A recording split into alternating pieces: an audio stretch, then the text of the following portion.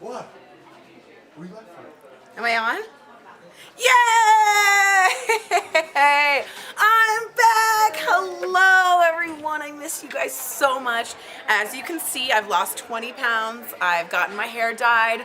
It looks like it. No, I'm just kidding. I got blonder. I didn't lose any weight. My parents are in town, and it's been so nice seeing them. They're going to be in here at 2 o'clock. I'm so glad to see you guys again, even though it's over cyberspace. I was monitoring what you guys were talking about because I'm a stalker. And I know you guys were having a great conversation. I'm just glad to be back.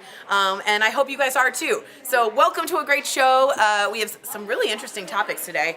The fifth host is really, really funny today. Should pets be allowed in dorm rooms?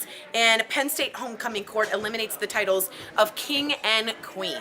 So we want to know your take on these two things are. The first one is Southeast Missouri. Hi, Instagram Live. Do you guys like the blonde? I want it to be like I just got up from San Tropez and like walked back to my private jet. Yeah? Okay. I'm hearing that that's exactly what it looks like. Southeast Missouri University is creating a pet-friendly floor in a residence hall for this fall. This is not the first time this has happened. You're allowed to have a cat, a small dog, or small caged animals. So all you reptilian fans out there, Komodo dragon fans, Southeast Missouri, it's not the first one. We have MIT, Massachusetts Institute of Technology, Pfeiffer University, University of Northern Colorado, Eckerd College, and Stevens all allow for a pet-friendly floor. So how do you guys feel about this in terms of, do you feel comfortable? Do you feel good about this? College is somewhat of a crazy place. Chris right now is definitely shaking his head. I'm definitely nodding my head, so already we're off to a great start. If you guys don't know, I'm Tori Shulman. First of all, I should have introduced myself. And I went through a terrible depression at Michigan and would have very much been helped by having a therapy pet or some kind of animal. That would have really, really helped me. So Sherry Brown says, yes, I feel like comfort animal, cats, and smaller friendly dogs. I also believe that these dorms be protected from predators that hate animals. There's too many sick pigs in our society. So that's always good. Yeah, there's gonna be logistics, but just like any apartment building, you could figure out a way to like get a lawn. And people who own pets are generally quite taking care of them and responsible pet owners. So, and if you're on that hall, you can't be allergic to the pets because you know you're on a pet-friendly floor. Even if you didn't have a pet, I would want to be on that floor. Just walking around. Fido! Rex! What up? Thumper? Thumper's the bunny. Did everyone get that? Thumper is the bunny. So we want to know what you guys think about having pets allowed in dorm rooms. I am totally for it. I think it could have created a much better environment for you and me because I had a really rough time. What's up, guys? I'm on YouTube. What's up, Alice Walker? Glad you're back. And I proved the blonde. Yes. Shirley DeBose, so happy you're back. God, I should skip my therapy session and just leave for a little bit and come back. I'm talking to the one, the only, the jerk. Mr. I was Schroeder. gonna live in the moment. I was living there. It's time for you to get in here. Wow. So Tori guys, thinks she's been gone for like 2 months. he walked in. He's like, "Why are you gone? Why do you look like you've been gone for a month?" I was like, "I was out on the beach." No, your attitude. Oh. You were hugging everyone. You're like, what? Yeah, I took it seriously. It's my first day off since we started shooting. It was very exciting. Mine too. On Friday. Right? Did you like it? People did not miss you. They were like, Jeff doesn't need to be here. No, I'm kidding. Everybody missed The feeling him. was mutual. I'm just I was so glad you off of this guy. So we're talking about pets being allowed in dorm rooms. Would you be okay with a residence hall that allowed small cats, dogs, or caged animals? So the size is going to mean no. I know his size, and that's going to be a strong no. You know, you're a college student. You got enough to worry about with academics and social and parties and things like that. Do you really want to bring a pet into the mix? Look at me and remember what I did when I was in Michigan. Couldn't get out of bed, crying hysterically. If I had had a dog, I would have been great. And now what? The dog's got to come into the classroom with you. You got to bring him to the cafeteria with you. You know, like, isn't a dog thing getting a little out of control? Well, that residence hall would be dog friendly probably for their cafeteria, but it would be one specific. You know, MIT does this. I'm gonna say no and put my foot down. Because otherwise dogs are going to be running restaurants It's pretty not soon. like we open the door to Yale and hundreds of greyhounds. Listen, I'll tell like, you what. You know why? Because in California, it's very dog friendly. Like almost too dog friendly. I was inside a store one time on the promenade shopping with Jordan. What do you call it? The promenade? Yeah, okay. What? It was very, I say promenade. Yeah, you're right. Can I finish my Sorry, story? go ahead. Anyways, so it's very touristy. It's packed. Jordan was, I think it was Mac. We were shopping in there. Some lady walked in with a Great Dane. Right. First of all, you can't even fit down the aisle. Right. Okay, let alone having a dog. Mac is closed. That's his tight Then space. the dog took a huge number 2 right on the floor, and she made someone. She's like, "Could you help me with this?" And someone from the store had to clean it up.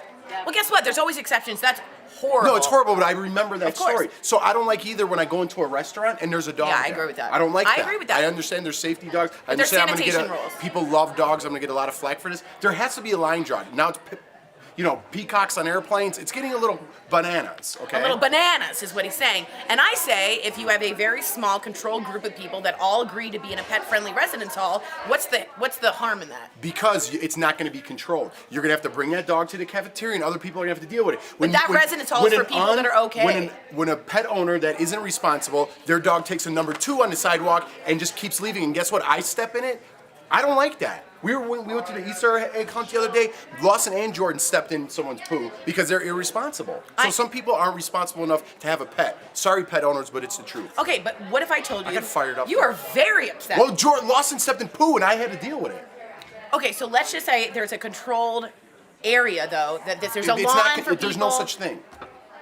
How do you think people with service dogs take care of their animals? They're responsible. Yes, of course, but Right. there's also irresponsible people, is what I'm saying. Well, there's exceptions to every rule. I would be for it, Jeff would be against Yes. it, but you also don't have to live in that residence hall. You But can I have to walk the class, and then I have to walk and unfortunately step in some dog's accident. Okay, so for him that would be enough. For me, I would be like, who's your boo-boo? Who's your boo-boo go to journalism class? Maybe that's why you didn't have any friends in college. We're gonna go deep there. Do you want to pull the knife out of my back? All right, we're gonna switch topics. Again, if you guys didn't know, I was very depressed in college. All right, you can have a dog. I'll give you the dog. I'll give you the segregated dorm. Okay. Thank you. All right. Because I'm not asking to be pooping on your floor. I'm saying I want my dog in a dog-friendly area. But if we agree on everything, it's not fun. It's very true. Coming up next is Penn State, the great school, Penn State. No, I don't understand. I can hear you. They eliminate. Jeff, can you hear Arash? No. No. Oh, I got you. So they are eliminating the titles of king and queen for homecoming. Now, my school, GDS, my high school and middle school, is very hippy-dippy, academic, DC, liberal. We weren't allowed to have homecoming king or queen because it was sexist and too competitive. And everybody was the king and the queen. Yeah, okay. We also didn't have cheerleaders because it was considered sexist, but we did wonderful things, and I'm here, so I'm great. But what I'm saying is, do you think we've gone too far? They think they want to no longer have 5 males and 5 females choosing it. They want to have like the best 10 people, make it more gender neutral. Do you think we're taking this thing too far, or do you believe in the tradition of it? I don't know. I honestly, fine. If you want to change it, that's fine with me. Someone's going to win, someone's going to lose, someone's still going to be disappointed. It doesn't save anybody from being disappointed not being the homecoming king or queen. Right. But whatever you title it, say you title it, You're the jester. You're the A and you're the B, whatever it is. I'm sure they're going to come Right. up with a clever name. It's still going to be like, what does that mean you're the A? Well, I was the homecoming king, or I was the homecoming queen. It doesn't matter if you're gay, or it doesn't matter your sexual orientation. You're still going to be a king or queen, right? Well, what if you're transgendered, and I'm just saying, and you don't want to have normative names to it, so what they're saying is, that instead of king and queen... But even if you're transgender, don't you identify with one gender or the Right, other? but you don't want to be... I know, and this is the so thing... then like, whatever gender you identify, you could can be still that, be yeah. homecoming queen and queen. If you identify with I that. got nothing wrong with that. I mean, but to put another name on it, people are still going to refer back to king and queen. That's you know true. what I mean? In an effort, it's quote, this is an effort to embrace diversity and gender inclusivity within our community. 10 candidates who capture the essence of the values we hold true as a university will be chosen regardless of their gender. I mean, I got it. Homecoming king and queen doesn't make you actually a king or queen. Like, I was never even nominated. What? Yeah. So Because he hurts people when they're down. That's why. little broken hearts. Oh, did it hurt? No, not at all. I feel like you brought it up because it hurts. No, I'm saying I don't care about it. Like, You wouldn't have brought it up if it didn't I'm care. making a point. I don't Okay. care if it's called, Captain of the Universe, King and Queen. I wasn't even nominated, so it doesn't matter to me. Call it whatever you want. Do you Whoever remember who wins, was your whatever you king? want. I do remember. DJ Cook. He cares. He was actually He really. so he was actually, cares. No, he was actually a really nice guy. I went Okay. to, I grew up with him since he was in kindergarten. But don't you wish you had been nominated a little bit? No. I know him very I'm being well. totally honest. I I would tell believe you you. if I cared. Like, man, it stung a little bit. It made no difference. Okay, that's fair. Yeah. Beth Bigham writes, the pet business has gone way What too did you far. do? Were you nominated? We don't have them because it was sexist. Oh. Which was like, to be honest, All right, get off that one. Okay, we'll move on. Okay, the pet business has gone too far. What about traditions?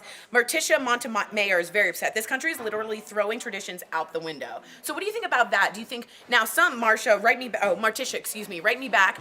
If you think that traditions that are old-fashioned, you might want to update now and then. Remember, we're an evolving country, we're an adaptive world, so perhaps that could have been considered hurtful to some people. So I'm not against changing tradition to like move up. Remember, we had segregated schools in 1950. So again, I'm okay with changing traditions if it's for the best. I'm with you on that. I'm up for modifying traditions and things like that. That's why I still think king and queen, or queen and queen, or king and king is still the title. You know what I mean? But just changing it, it means exactly the same thing. You're just changing the name of it. You're just sticking a Band-Aid, I feel like. You're just sticking. I get the movement, and I get that they want to progress. But you're saying it's not going to really change anything. The meaning is exactly the same. And is it always popularity? No. Is it? Pretty sure. DBL take, Annie Bloom. Good idea. I think they need to shorten the amount of time spent for homecoming at least. Of course it's popularity. What is it? You do good deeds on the weekend, you're the queen. No, it's Jenny with the good hair. Don't you think nowadays? Okay, when we went to school, there was a Jenny. But now, I'm not being insensitive here, but they're like, oh my God, Ralph saved that turtle yesterday. Let's make him homecoming queen. Like, isn't that kind of how you know what I mean? Raise your hand if you know anyone named Ralph. All right. Little Ted took 8th place in that race. Let's give him a ribbon and let him be king. True, I do see more that, or if you have Down syndrome and you're still making it out there, if you have autism. I didn't mean that. No, I know that you're saying you see more of that happening, absolutely, it was very great. Which is beautiful. But. My old high school, this is Annie Bloom, did homecoming the same night as senior night, and the band seniors didn't get to perform their whole show. As a band alumnus, I was upset. First of all, what instrument did you play? Second of all, we invite you to DBL to play your instrument here. Was this Annie? I think she's a trumpeter. I think you're a trumpeter. Is that weird that I know things about you guys? And why did I do that? Because that's a trumpet. Because that's really the only thing you can mock. That's right. William Henry McLeod says we should go back to the 50s and 60s. That was a good time. True, unless you were a woman, a Jew, or a black person. And I don't mean that to be rude, but they didn't have equal rights, and it really wasn't that great for them. 2 out of 3 is a bad. Jew and a woman, I was going nowhere. All right. So guys, we have a really good show. We got to go down there. Al is off today, but don't cry. I know I'm not a substitution. I'm not trying to be. A little bit I am, but I'll keep it funny. I've decided to stop taking things so seriously. Lately, I've been very angry with politics and doing this a little bit. Take it a little bit. You know what I'm saying? So that's what I'm going to do from now on. In the breaks, we're going to go a little bit lighter. I just want everyone to enjoy this show. You know what I mean? This is a really good show. So, homecoming equals the popular contest. Never liked it. That's why it wasn't at my school, and I would not have been chosen. I have a lot of things I need to discuss with my therapist. All right, I gotta go jump down there, guys. Keep tuning in and writing in. It's so good to be back, and thanks for the blonde love. Feels a little beachy, but 2 weeks, you know what I mean? 2 weeks, 2 weeks.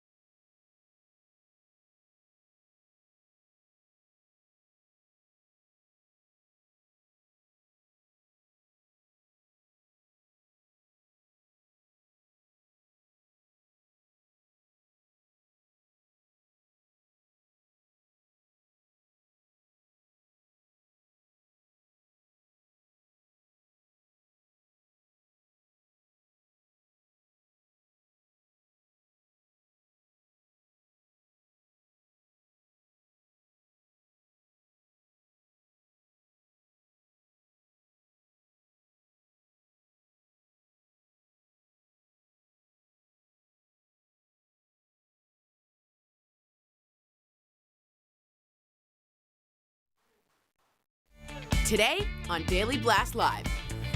Baby daddy drama for Khloe Kardashian. She's allowing Tristan Thompson into the delivery room after he supposedly cheated on her.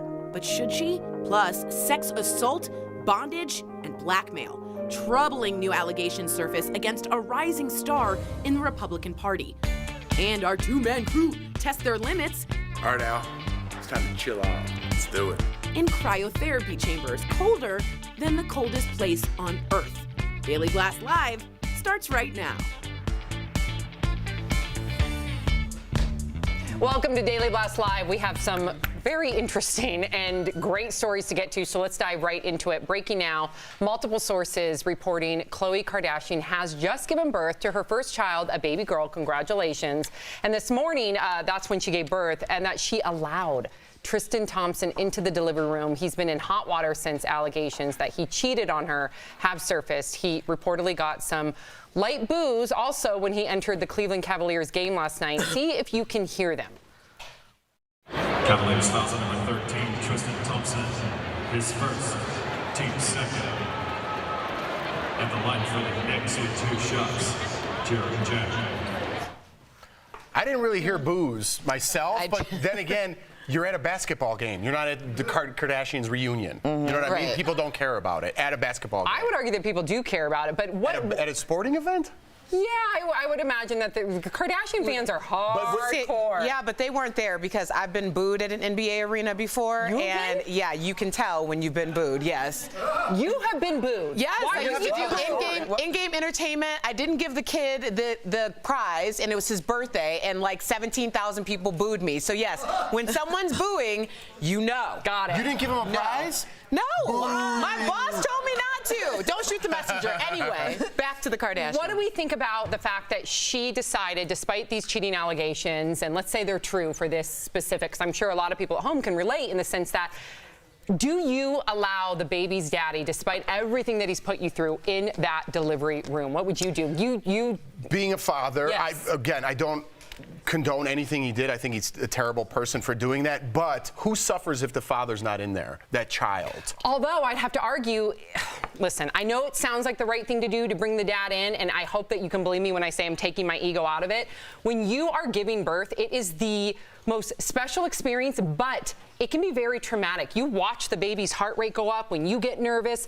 So why would you put the baby's life at risk, or even for its heart rate to get up and get stressed out by bringing in somebody that's going to stress you out? Well, yeah, I see what you're saying, but I would think, well, first of all, the babies, they say you don't start remembering things until you're 3. So I don't think the baby, I don't remember my daddy being in the delivery room, but I do think that based on the newness of what has come out, if they get back together again, I think Khloe herself will actually probably feel bad that she did not let him in, because you don't know where this relationship is going. And a lot of times when people break up, they get back together, and I think that this child may bring them back together, so I think she should let him in. Yeah, but who cares if the baby doesn't remember? You actually watch their heart rate elevate, and that's a scary thing. You would remember if someone told you that your father wasn't there because of a certain situation. I think you'd remember that, even if you couldn't remember personally, you would remember that. And I get what you're saying. I think it's up to the mother ultimately. Yes. Because if you're feeling like you're getting a nervous wreck, or you're gonna have a panic attack or something like that while you're giving birth, I think it's up to the mother. For pregnancy, and just not to get too gruesome, but if you are stressed, you tighten up. Well, the last thing you want to do when you are pushing out a baby is to tighten up. It's not good for the baby.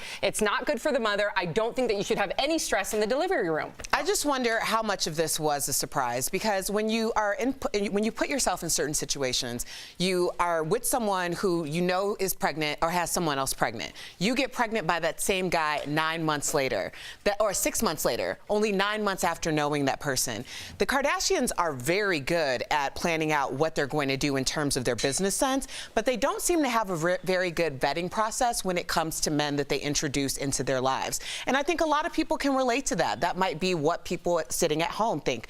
Maybe I should have known a little bit more about this person, about his character, about what type of father or what type of partner he is before I laid down and decided to plan the rest of my life and have a child with this person. And I think that's what a lot of people are sitting at home thinking about. And I wonder if this Final is thought, yeah. pattern with Khloe, because if you remember when she married Lamar Odom, they had known each other, what, 30 days before she got with him. Married in 30. In 30 days, because they holed up in a hotel. And you just wonder if this is a cycle and she keeps picking the same type of men. But I don't know. I think you're right. Yeah. No, I do. I agree with you. Oh, wow. Who thought that we'd get so worked You're not up giving birth. over Let's Kardashian? relax. Please, breathe. Okay.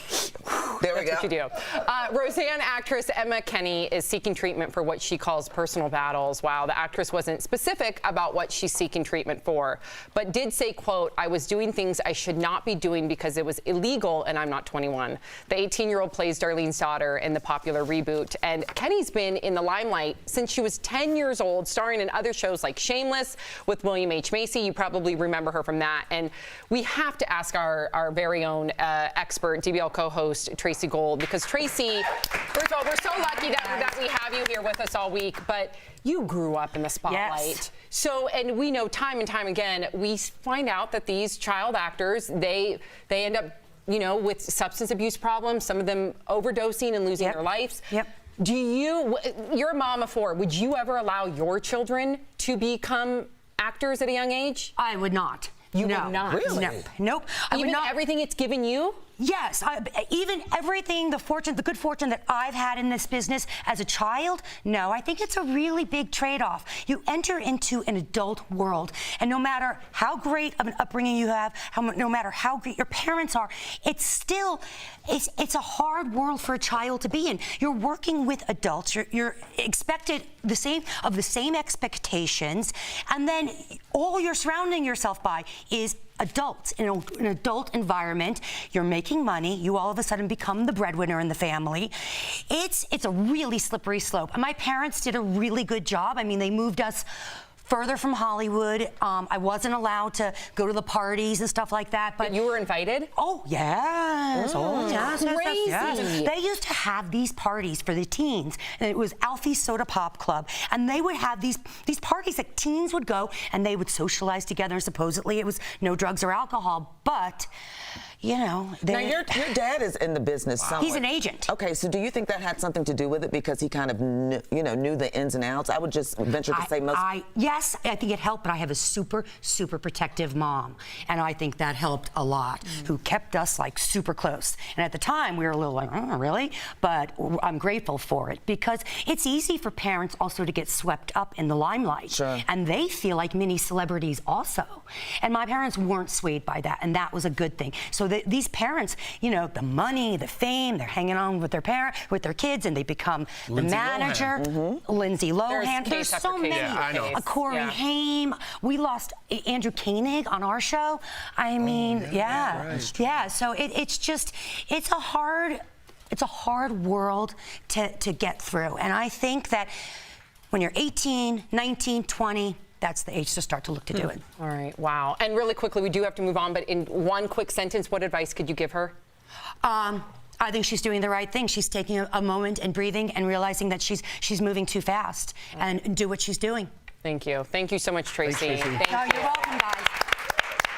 And women, powerful women, just like our very own Tracy Gold, are now the stars of morning TV. Of course, last fall brought about the historic firing of Matt Lauer from the Today Show and Charlie Rose from CBS This Morning for allegations of sexual harassment in their places. Gayle King and Nora O'Donnell have seen their roles at CBS expanded, and Hoda Kotb and Savannah Guthrie are the first all-female anchor team at NBC's The Today Show. But in an interview with The Hollywood Reporter, Savannah says there are, quote, no creeps at the Today Show since Lauer's firing. But Hoda reveals that she still speaks with him because he was there for her during her battle with breast cancer. There's many ways to go at this. First, though, we're seeing, do people feel safer? Whether it's an executive, to relate it to the people at home, to hire female executives. We see it in female in politics now. Is it a safer bet to hire women? You know, I don't know if I don't want to say it's a safer bet, but I do think that it's a changing of the guards. It does really bother me when they say now we're going to hire women because we can't trust men. That's not the reason why these women are in this position. These women were already primed and ready to be in this position far before the fallout. It was just the our society wasn't ready for a woman to lead. I've been told so many times that on radio, you aren't able to lead because you're a woman. You aren't able to have a female co-host because no one wants to hear two women. That was so well understood that people didn't even rebuke it because it was like, oh, of course a woman can't lead. So yes, women are leading and it's about time. All right. Ooh, well. I just want to say, I know we got to move on, but I have to say something for men in general. If I made a statement that, is it safer to be around all males? It wasn't a statement, it was a question. Okay, if I made Big that difference. question, if I made that, it would not sit well with people. You could always pose the question. If I say, hey, listen, if I was just around all guys all the time, we wouldn't have any sexual problems. Well, you know what I'm saying? But people have said that. Yeah, I mean, I don't think it's right to say either or. Yeah, recently they said that's the reason why less women are being hired. But it's day 4 of Bill Cosby's sexual assault retrial in Philadelphia, and digital producer Kelly Schuberth is tracking what's happening in court minute by minute. Kelly? Yeah, today former supermodel Janice Dickinson is on the stand. She's testifying that Cosby first contacted her back in 1982 and that she was excited because he offered to fly her to Lake Tahoe for a potential job offer. Janice says that during dinner with Cosby, he gave her a pill because she had menstrual cramps. She says he then sexually assaulted her, and while she knew what was happening was wrong, she says she couldn't move. Janice tells the courtroom that she confronted Cosby the next day, but that she never told police because she had finally made it in the model business and knew he could ruin her career. Sam? Thank you so much, Kelly. It's so unfortunate. Yeah. Tori, what's coming up on Daily Blast Live? A new sex scandal looms over Missouri's Republican governor. We've got the lurid allegations that include sex, lies, and blackmail. Plus, the accused Florida gunman is making an unexpected effort to give back. We'll tell you what he wants to do with his big inheritance. And you, the viewer, are our 5th host. Next, we share your comments live on air about a story getting a ton of buzz online. Penn State University is doing away with gender-specific titles during homecoming events. That's next.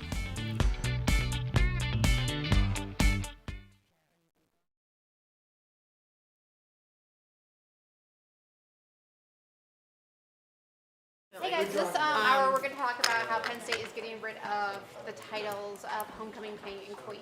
So now they'll be getting an award, like Guiding Light Award. It's called the Guiding Light. I think so, yeah. So they just don't specify. And they're not going to have a court where it's 5 male, 5 female. They're just the students are nominating seniors that are making a difference. So it can be amazing. Like it can be like 7 females. But making a difference is like the underlying. Yeah. Okay. And making it gender neutral too. So Sam, everyone wants to know where the dress is from. Oh, H&M. Yeah, baby. I have been raiding H&M as of recent. They are so cheap, and what's great is their pieces, I don't know why, they don't wrinkle. Their blouses don't That is wrinkle. the best to travel But I with. feel like they're flammable. That's what makes me worried. Probably. Right? Like they don't wrinkle, but Toss don't up. be near a match. Yeah. I feel like that would happen. Yeah. And what's going on with your green? I love this outfit. Do you? Yeah, tell me what's going on. Where'd you get this? Sporty, it's cute. You know It where I is got it from? sporty. Yeah. It's called Rags I gotta go. Consignment I gotta You've Shop. been there. You've said you've had Several great times, shots. and I swear about it. These are just like some, well, not leather, but faux leather joggers. It's also I flammable, guess. so guys, be careful Yeah, around yeah. matches. You two. Yep, don't bring Looking fire great. Tell me around about us. your pocket square. That's cute. Doesn't want to talk about it. All right, we're gonna move on. I don't know where I got this. Is it not from Lance's husband? No. I have no idea where this Looking is from. great, guys. Thanks. Erica, this is Macy's. Am I right? Yes. What about you, Tori? It's a little Talbots. Talbot's. Talbot. Thank you. I had to take a male point of view. Judy, take it.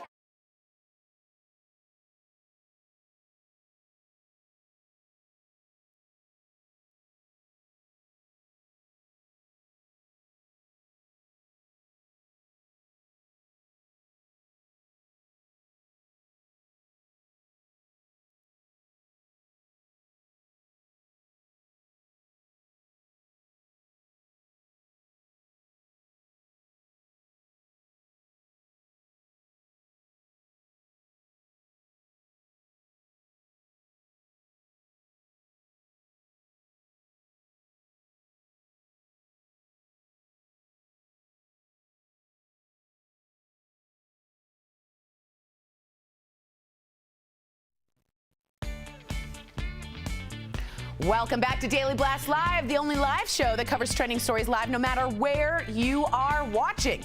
It's time now for Fifth Host, where your comments are part of the discussion. Now, trending now, a college is making changes to their homecoming court to embrace diversity and gender inclusivity. Well, Penn State will no longer have the titles of homecoming king and queen. Does this go too far to make everything so politically correct? Sam Shocker, you have the comments.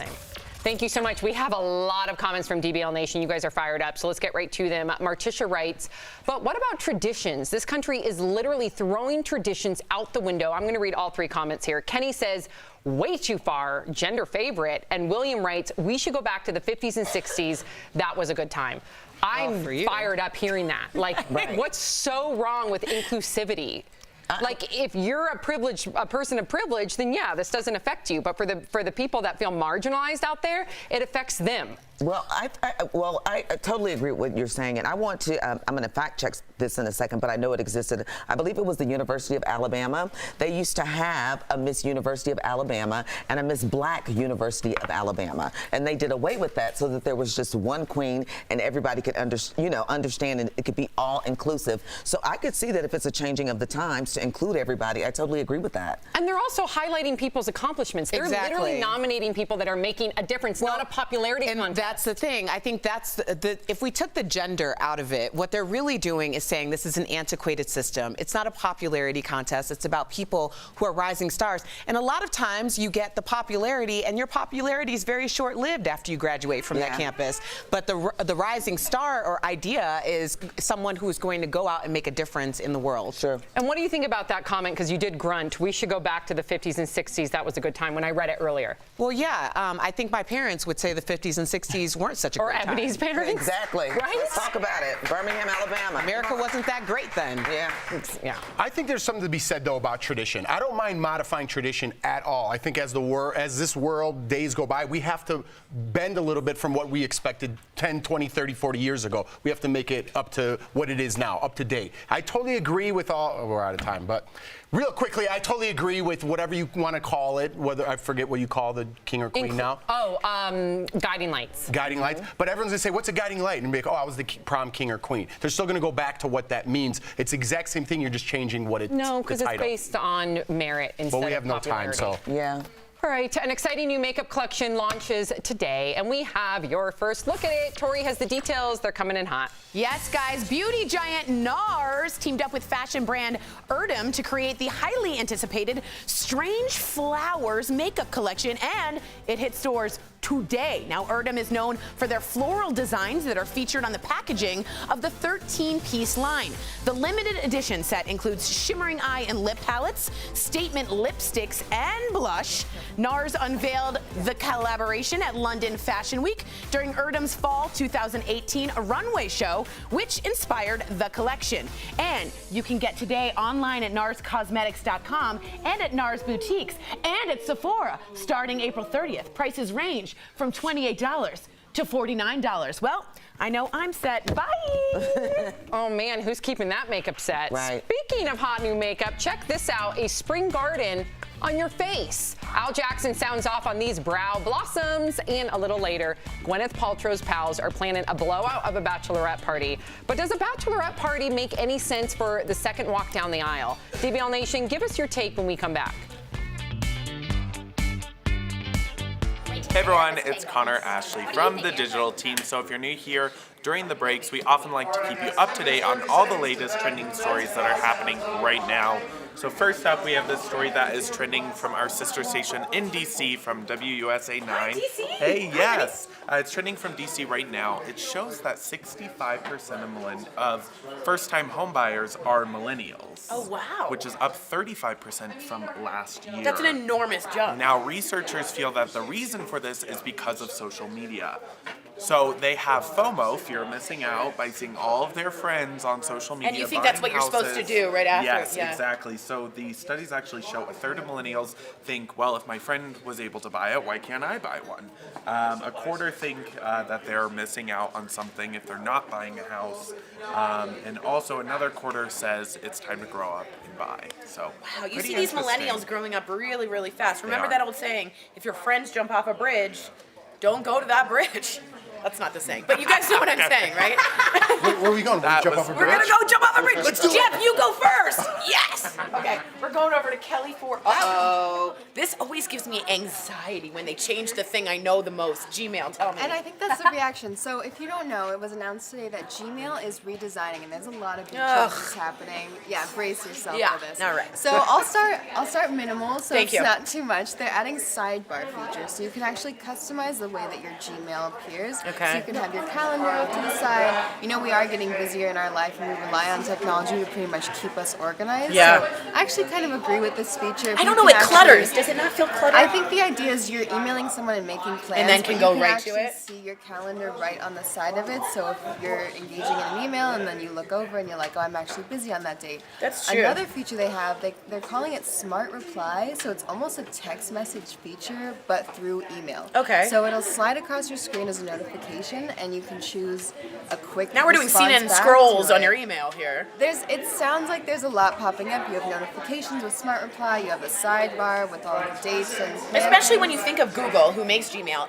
What is it? A white screen, a white bar. They have totally nailed it with keeping it simple. I don't like all that clutter because I'm already anxious reading the emails. Why am I so anxious? We should talk about that in the next break. Thanks, guys. 3, 2.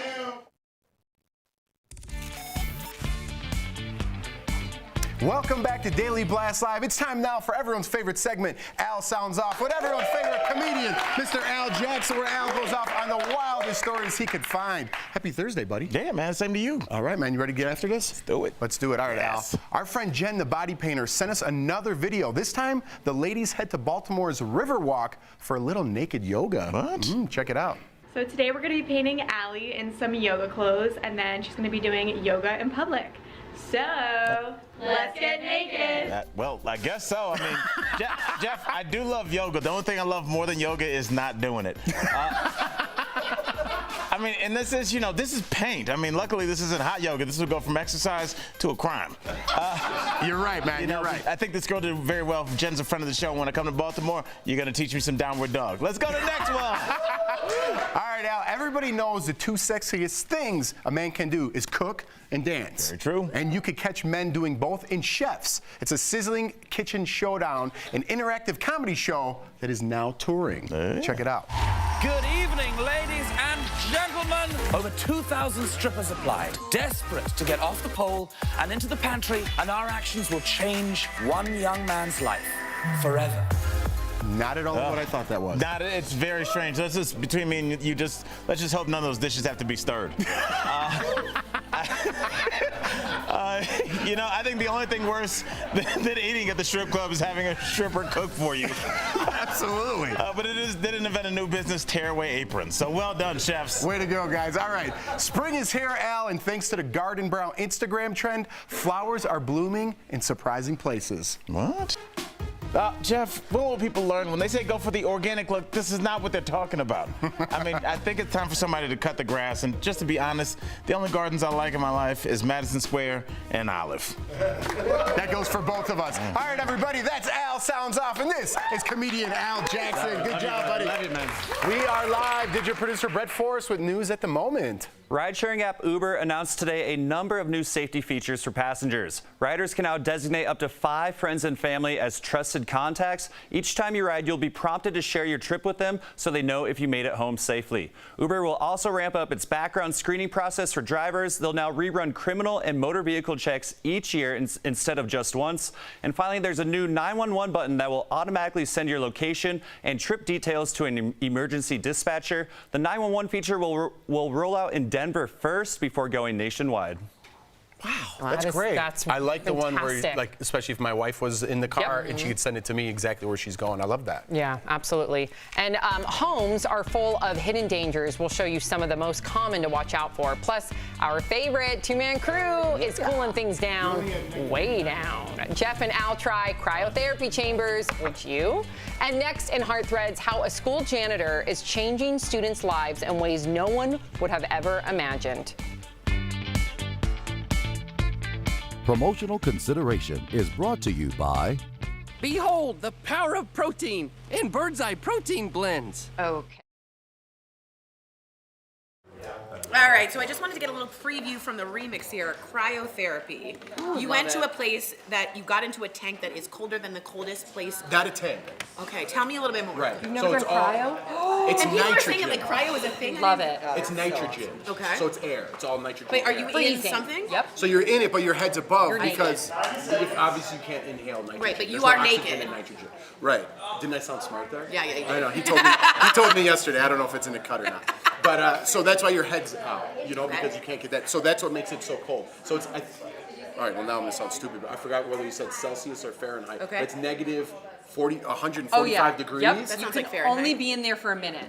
We were in there for 3 minutes. Well, 3 for guys. You can do 2 minutes. No, And and then then I I gotta Two. I tell did you the about max. that. I did the max. So I did 2 then. Did you guys both feel better about? Yes. It's like it reduces inflammation. Yeah. So like I do it before I go on a beach vacation. Oh. Wait, why? To like make everything like It Oh, reduces I didn't know your that. inflammation. Yeah. So like, like, like am I inflammation here? It's really good for If you athletes. have any Yeah. injuries, It's- you speed the recovery. Your muscle recovery I've heard that. is sped up by I don't know the exact statistic, but when I was boxing and I had some injuries, it sped up my recovery time so I could get back in the ring. So it's like taking, an ice bath. Like people go in ice Better. bath. This is Better. way better. How did it feel? It's not. scary. It's like if you're in. Right? Did you ever run outside to grab the mail, kind of like in your underwear? Yeah, or yeah. When in DC, so it's tolerable, right? So Yeah, if you like just I can stood out handle there, it, but- That's exactly how it feels. It's not like jumping into an ice bath. Don't associate the Okay. two. It's way different. not It's tolerable. painful. I was in for 3 minutes. But you do have to. You got nervous in the beginning. I did. I got sweaty armpits. Yeah, it's And then nerve-wracking. I got sweaty armpits. Guaranteed acceptance whole life insurance through TrueStage. Call 1-800-813-5076 now. Today's Heart Threads is about giving what you can. A school custodian who makes $12 an hour isn't letting his salary get in the way of giving students life-changing scholarships. This high school custodian used his own money to change the lives of students. George Love says being a custodian in St. Louis made him think differently, seeing the challenges that kids in his community face. It made me say, I'm going to give something back to these kids. I'm going to show them that they are worth it. George decided to fund his own college scholarships while earning less than $12 an hour. He and his wife saved enough to give 4 students $500 each. It started something new. Like this opportunity right here, I'm going to take it, I'm going to run with it. George is now working to raise $10,000 for future scholarships. He hopes it'll inspire students for the rest of their lives. Them seeing somebody reach out and give from money that I saved that came from the end of a broom and a mop. How selfless is George? Yes. Yeah. I mean, just the power of, like, everybody just, or thinks sometimes people, we just look at people for face value. You never know what someone has to offer. That is priceless. God, George, you're amazing. You inspire us. Coming up on Daily Blast Live, a sex scandal rocks yet another politician. This time, it's Missouri's governor, once a rising star with hopes for the White House. Now, will the shocking details force him to resign? Plus, the accused Florida school shooter's generous offer. We'll tell you what he wants to do with his inheritance. All that and more coming up next.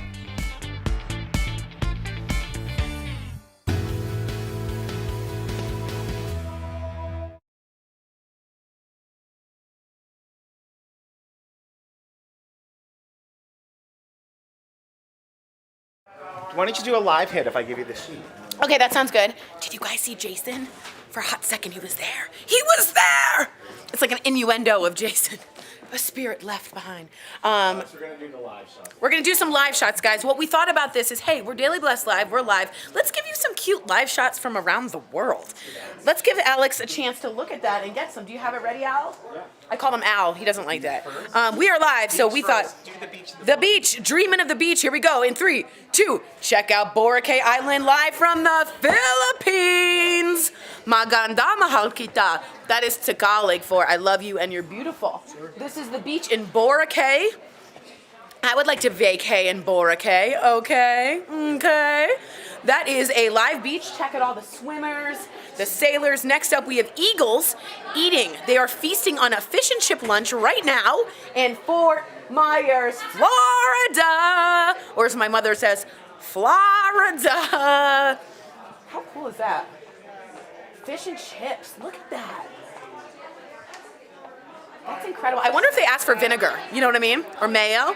And then finally, we're going to move right over to St. Louis's Missouri Arch today. We're talking about Missouri in the upcoming segment. Let's take a look at the arch. And it looks like an arch. Look at that. Very arch-like, silver, strong, archy, Betty, Veronica. So guys, we want to let you know we're going to keep giving these so you guys get a view around the world while also watching DBL. Thanks, guys.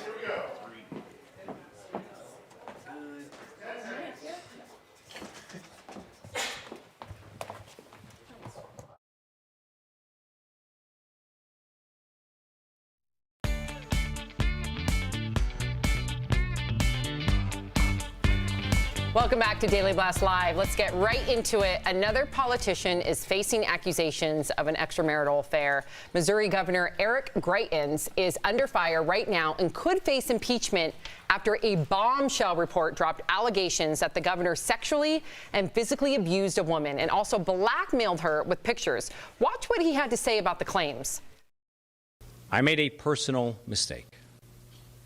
I engaged in a consensual relationship with a woman who is not my wife. It was a private mistake that I regret every day, that has nothing to do with governing and shouldn't be about politics. But people are turning that personal mistake into a political spectacle and telling new lies about it. The people of Missouri see through this, and they know far better than to trust one-sided tabloid trash gossip that was produced in a secret report. Now, here's a little background on this governor. The 44-year-old is the second youngest governor in the country. He's a former Navy SEAL, and he was seen by many as a rising star in the Republican Party with a potential future in the White House. He's got a wife and 2 kids, and also that report he's referring to was done by the House of Representatives, the Republican-led House of Representatives. And in that report, it says that shocking, substantial, and corroborated evidence of wrongdoing was apparent on his part. So that's why it is now a bipartisan initiative. Both Republicans and Democrats are hoping for an impeachment. Well, the first thing I think about is, I mean, I know people have different opinions, but they try to separate, you know, what they do in their personal life with what they do politically, and I just cannot separate the two. My grandmother always said, lying, stealing, and cheating, they all go together. And if you are making decisions, you know, for your constituents and people that have voted and elected you, this shows what your decision-making process is and how you make those decisions. And so I think it's that impeachment should be something considered. Morale is important. Yes. Yeah. I think it's ridiculous that he's going to be impeached. What? Because he cheated on his wife? No, it's more than that, though. She claims that it wasn't consensual. Now, there were a few consensual acts because he coerced her with the photograph. So in their first encounter, according to her, she alleges that she was bound, she was blindfolded, her clothes were ripped off without her consent. Then he took some pictures of her so he could have that to blackmail her, God forbid, if it ever came out. Then there were some other sexual encounters, but she always felt like that she had to have sex with him. He was coerced because of that photograph. Well, that puts a new twist on this. this. Yeah. You know, I think it really comes down to the abuse of power, and I think that so many people who have been abusing their power for a very long time have never anticipated this day of reckoning. If I hear one more person call their day of reckoning a witch hunt, what is this witch hunt that we keep talking about? This is not Salem. We aren't going making up things. I mean, there are recordings of like a woman who is clearly in distress. So I think the fact that it was a bipartisan decision only speaks to the fact that you're either in or in the way. And right now you're in the way. You're in the way, get out. Is there anything to be said, though, for politicians now coming up? Like, who in their life has not made a mistake in their past? I'm not comparing these two because if that situation's true, that's totally wrong. I'm not sticking up for this man. I think the American people know the difference between a mistake. But, I mean, all your dirty laundry is going to be in the air. Who wants to be the next president? Jeff. Who wants to be the next congressman? I agree. All your dirty laundry from forever Jeff, in your life. I'm not comparing the two. All your dirty laundry would not compare to a woman being bound, her clothes ripped off. Again, I'm not comparing the two. I know. Take this man out of it, okay? Well, you wouldn't have to worry about your dirty laundry. I was like, who's clapping like that back there? Who was it? Tori. Yeah, I was like, who is that? Thank you, Tori. Tori, I said I wasn't comparing the two, but I'm just saying the Congress now. Who wants to be in politics? I agree. And now we have no. Now, why don't we have a better politician? Because people don't want to put their dirty laundry on there. The new norm is, hey, this guy's really good. Let's sneak in his past and find out what, or he or she is good. Let's sneak in their past and find out something They're not bad. all bad. I think it's a difference between, hey, I smoked cigarettes one time, or hey, you know, at one time I had a drinking problem, or you know, I may have smoked marijuana. Something to this degree, I think is what makes it a little different for me personally. Yeah. And the fact that, you know, you're married with kids and you did this outside of that means that if you are, that you may actually go against what you said that I voted for you for, because your decision. You can't trust them. I can't trust what you I think say. that's a given. I do think that Jeff has a point. I really do. No one is without sin and fault, and we hold these people to an impossible standard. I'm not saying rape or abuse or things like that. I'm talking about just things that happen in the course of a lifetime. But you wouldn't have anything like this, Erica. Oh, we're not comparing. I might have some pretty shady things in my past. Let me just tell you. So I'll you just won't be say, running- you won't I've be been running- shady, okay? You won't be running for office. You live, though. you learn. No, I wouldn't run for office. Of course. I know. Don't forget. I know. The conversation continues on Twitter Live. Let us know what you think, DBL Nation. We would love to hear from you as well. The alleged gunman from February's Parkland, Florida school shooting now wants to donate his sizable inheritance to the victims of the massacre or to a charity of their choosing. 19-year-old Nicholas Cruz could collect nearly $800,000 from his late mother, but a judge is trying to decide if that means he can afford his own attorney instead of his public defender paid by our taxpayer dollars. Want me to kick it off? Please do. Because I'm old school and I'm very, I don't know. Let me just put this. I wouldn't take a dime from him if I was starving on the street and he did something to my son. Now that clap I like, and it was Tori again. But I wouldn't take anything from him. I don't think a nice gesture, is this even a gesture that he's getting money and But what if the family needs the money? Listen, it's in there, it's everyone to each their own. If you want that money, if you need that money, take that money. Me personally, I'm old school, I'm spiteful. I wouldn't have anything to do with one penny that person sent me. We even reached out to Ryan Deitch. Am I saying his last name properly, I hope? Yep, we had interviewed him a couple times on the show, Tori did, and we reached out to him saying, you know, he's a Parkland student. What does he think about this? And he said, he's still a murderer. Who cares if he has all this money? He's a murderer. It doesn't change anything.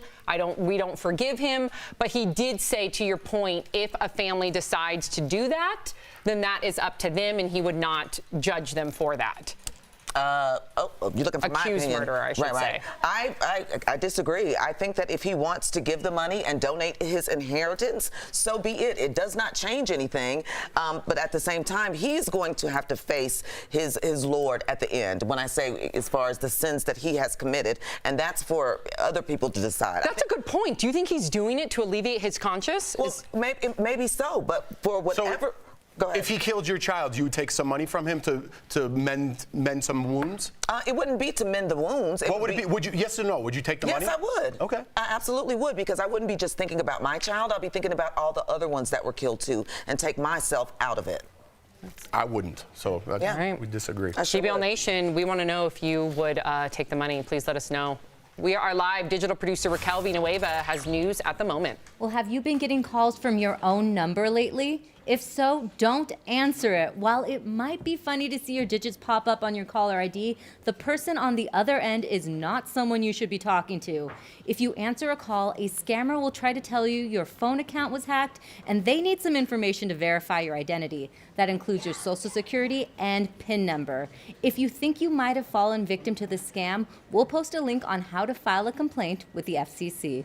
Ooh, that's good to know. Thank you so much, Raquel. You said this is so annoying. A lot of people think this next story is really annoying too. I can't wait to hear what you have to say. I don't know why Gwyneth Paltrow rubs so many people the wrong way, but she does. She is getting ready for her second walk down the aisle as the 45-year-old Goop Queen prepares to marry producer Brad Falchuk. And we're hearing reports that her friends are planning her a wild bachelorette party. Yeah, so we got to ask before we discuss. DBL Nation, when is it appropriate to have a bachelorette party? Is it right for a second marriage when you're already a mom? I think the appropriate time to have a bachelorette party is when you want to have a bachelorette party. I definitely had a second bachelorette party. It was kind of a welcome back to Denver party as well because I had just moved back to Denver.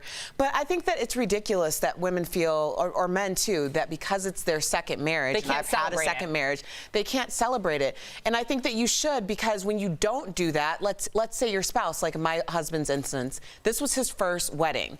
And he wanted me to do everything that he was doing because those things were important to him. So the great thing about the second marriage is the fact that you can just pretend like everybody else doesn't exist, because a lot of times people make that day about them. It's all about you. So you do what's appropriate for you. Whether it's your first marriage or second marriage. Samantha, why did you do that? Now, the reason Sam is doing that because I've been married twice, okay? For the world out there, for the last time I'm in a bad way. You know exactly what you were doing. No, I wasn't. I've married the same man 2 times, okay? I just want you guys to know I wanted to try to fix it the next time. It did not work. I'm still sitting here single. Did you have 2 bachelorette parties? I did 1 bachelorette party because we were still so broke. The second one, we couldn't afford one. No, but I think the operative word, or what I got out of it, is that Tori laughing too? Yep. Okay.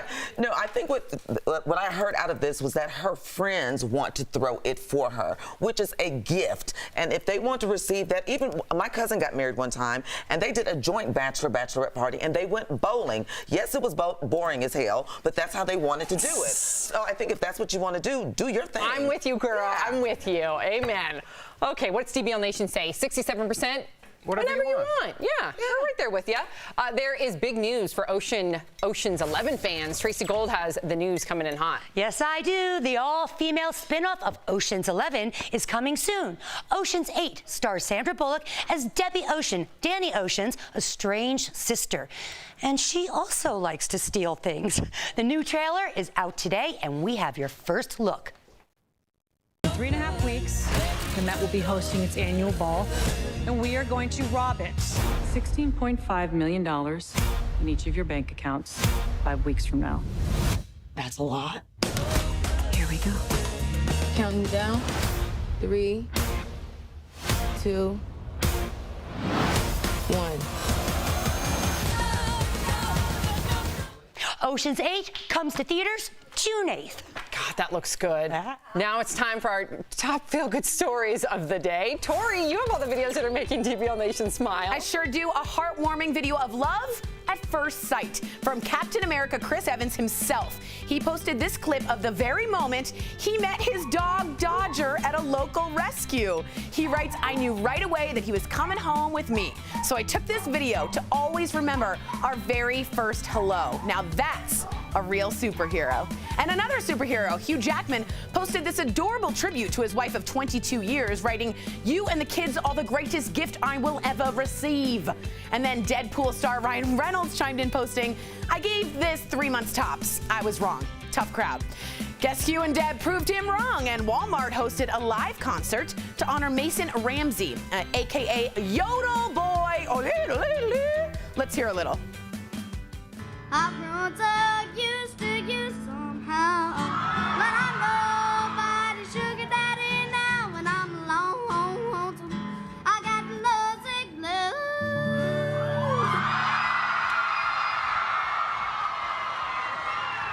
If the good Lord's willing and the creek stone rides, I'll see you all again next time. Who knows? Maybe he'll go on tour.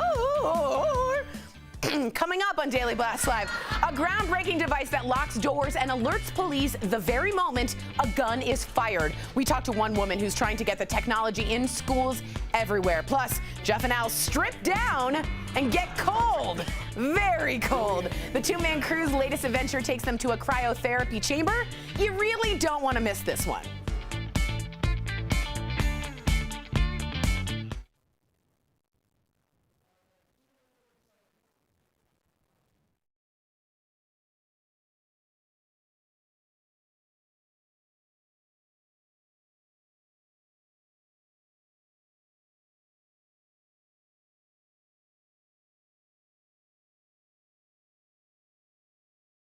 So just a little context for you guys. That was a really great discussion on politicians and those that are abusing and using.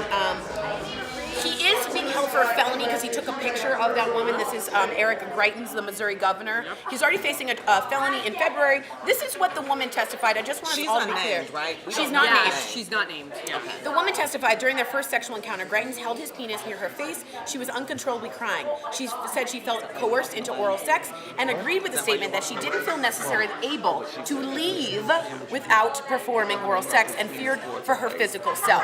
So one of these things where we say you have affairs, just like Erica said, people have sinned. You don't cast stones. This one goes a whole other place further. And it's important to note that he is a Navy SEAL. I was just going to say, he's that's a sterling reputation in the GOP, a Navy SEAL. But yeah, I mean, I was talking about the physical component of being a Navy SEAL. Like, Navy SEAls are like the biggest badasses. Strongest people you could ever meet. Exactly. And there's an intimidation of just being in a room with a known Navy SEAL, right? Like, what could they do? Also, just for the Republican Party, he was the up and coming. I mean, a Missouri governor from a Navy SEAL, sterling reputation. So and he's also blaming a lot on trash tabloids, the Democrats, when it's the House, the Republican-led House, that delivered this report and agree with the Democrats. This is a bipartisan initiative to get him impeached. In a world in which we don't have any bipartisanship. So that should be noted. That's great. It's as though no one wants him there. Everyone's speaking from the same Twitter account. Like, I don't understand. Like, it's just the craziest He's going to be thing. gone. He's going to be gone. Craziest thing. It is a shame because you also think of a Navy SEAL as upholding, protecting women, children. I know there's problems with that, but you hope. You hope. So, guys, we are about to go upstairs in the next break. It is Holocaust Remembrance Day. It is Yom Shoah. So we're going to be showing you some tweets from Gal Gadot, Bar Raffaelli, and some personal experiences from people in the room that have family that have gone through that. But I just want to give you a heads up. Oh, I'm so sorry. I just kicked her so hard. It's also Erica's foot Remembrance Day.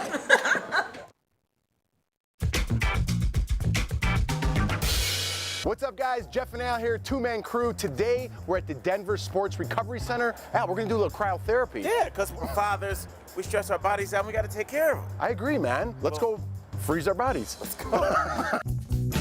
Cryotherapy? Yep. So basically, you're gonna freeze us. That is pretty much the plan. It's nitrogen gas based, gets down to about negative 250, 260. Negative 250, it's cold, but it's worth it. But what exactly are the benefits? So whole body cryotherapy we use for a few different reasons. Sleep, depression, anxiety, joint pain. I suffer from a broken heart from high school. Is this gonna help at all? I don't think it'll help you there, I'm sorry. All right. All right, guys, I'm gonna have you throw these on.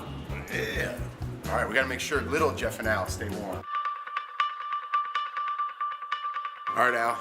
It's time to chill out. Let's do it. Step on in there. Get in there, buddy. Oh my God, I don't like it already. Our bodies are very smart, but danger is danger, whether it is sub-zero external temperatures or a mountain lion trying to eat you. We're gonna have a similar response. So a lot of hormones, a lot of chemicals to combat that threat. All right, go ahead and step on in. Yes. I feel like I came from the future. Are you cold? Does it feel better? Yeah, it feels good. Ooh, this is crazy. This is crazy. Step on in. Ooh, buddy. There you go, Jeff. You got this. Ooh, I feel like Bieber at a concert. Now it's getting a little cold. 30 seconds, Jeff. You got this. 2 times 2 is 4. 4 times 4 is 16. Ooh. Yeah, that's how we do it. This is how we do it. Ooh, I'm a little cold. Really, I feel good. How do you feel? Feel great. Two-man crew. That's how we do it. Cryotherapy style. They get to do the coolest things. We are live. Digital producer Brett Forrest with news at this moment. I agree, Sam. Country star Dierks Bentley just announced the release date for his new album will be June 8th. It's called The Mountain, and if you haven't heard the title song, check it out. Hey, even though I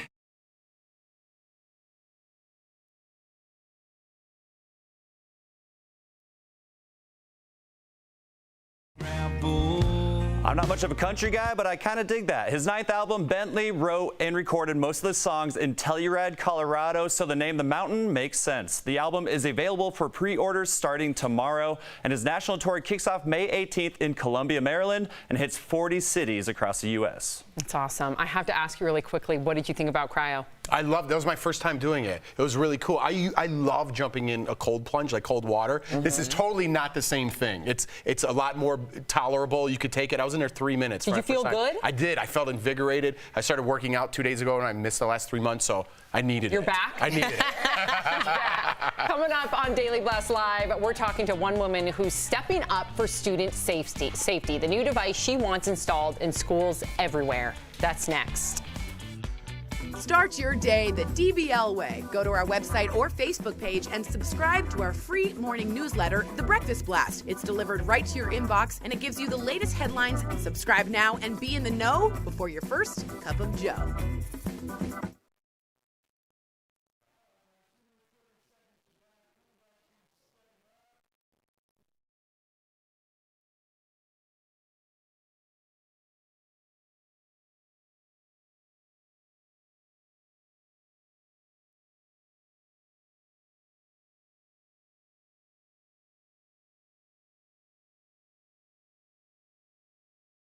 Okay, go ahead. Hey guys, Tora here. Today is Yom Shoah. Am I saying that right?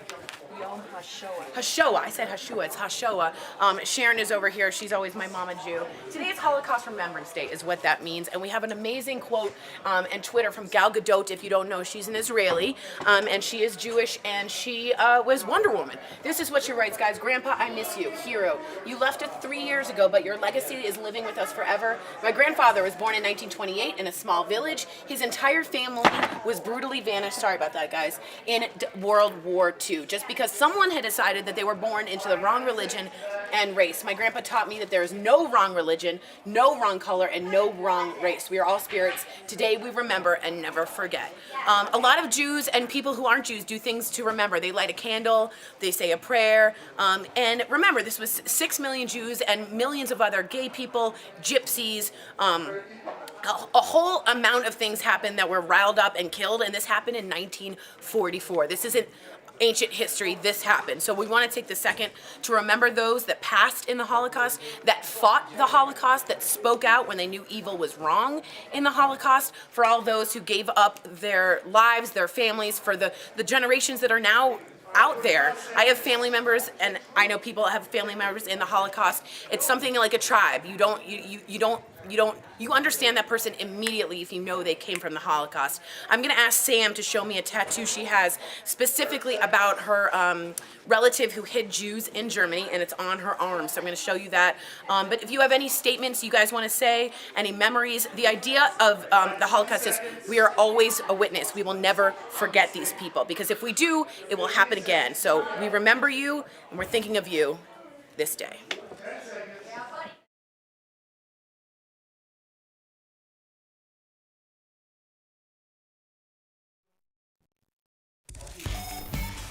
At Daily Blast Live, we highlight people stepping up to keep kids safe. And earlier this week, I spoke to a woman introducing groundbreaking technology to schools across America that could keep students safe in a school shooting. In an active school shooting, seconds can mean the difference between life and death. The security firm Eagle Technology is using the latest in gunshot sensors technology and redesigning it specifically for schools.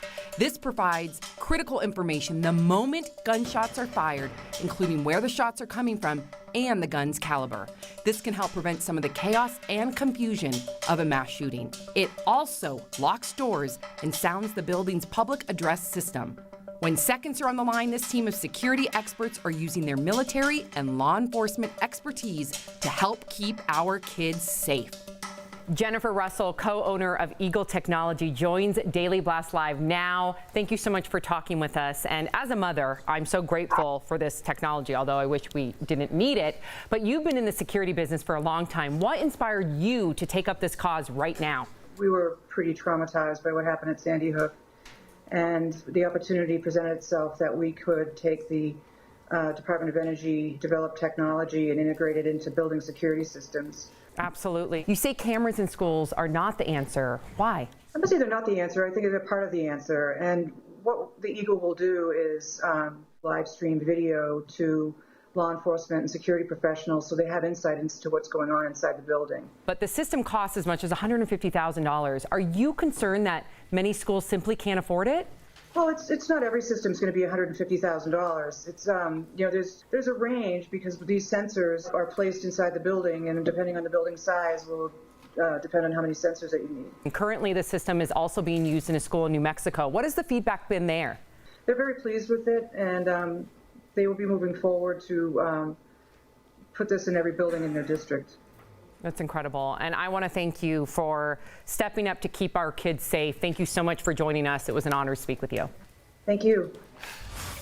We are live. Tori has a new trending story coming in hot. Yeah, guys, some of the biggest hazards in your home could be right under your nose. So there's a new article from Pop Sugar. It has some things to watch out for. First up, window treatment cords. Every month, a child dies of strangulation from the strings on window blinds. So make sure you install cordless blinds on secure and the strings away from a child's reach. Next up, humidifiers. They can breed toxic mold in if not cared for properly. So make sure you change the water daily and you limit them to just a few hours a day. Finally, clutter. 800,000 people are hospitalized each year because they fall in their home. Create space between furniture and secure carpets and organize items in bins and closets to help prevent injury. I fall all the time, so I can be witness to this. Good things to keep in mind. Back to you guys. Those are so important. Thank you so much, Tori.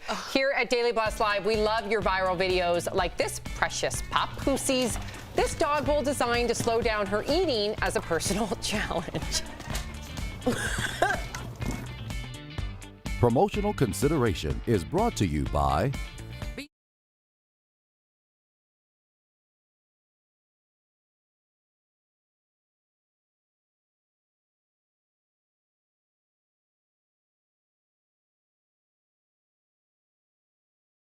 All right, guys, I'm hanging with the digital team during this break. We're going to start with my man Leo, because Leo, you got some important news you want to share with the world, Yeah, right? this is huge, Jeff. This is trending on Twitter. Fandango just posted that Infinity War has broke another record, and it's not even out yet, dude. It's selling. It has outsold the last 7 MCU movies combined.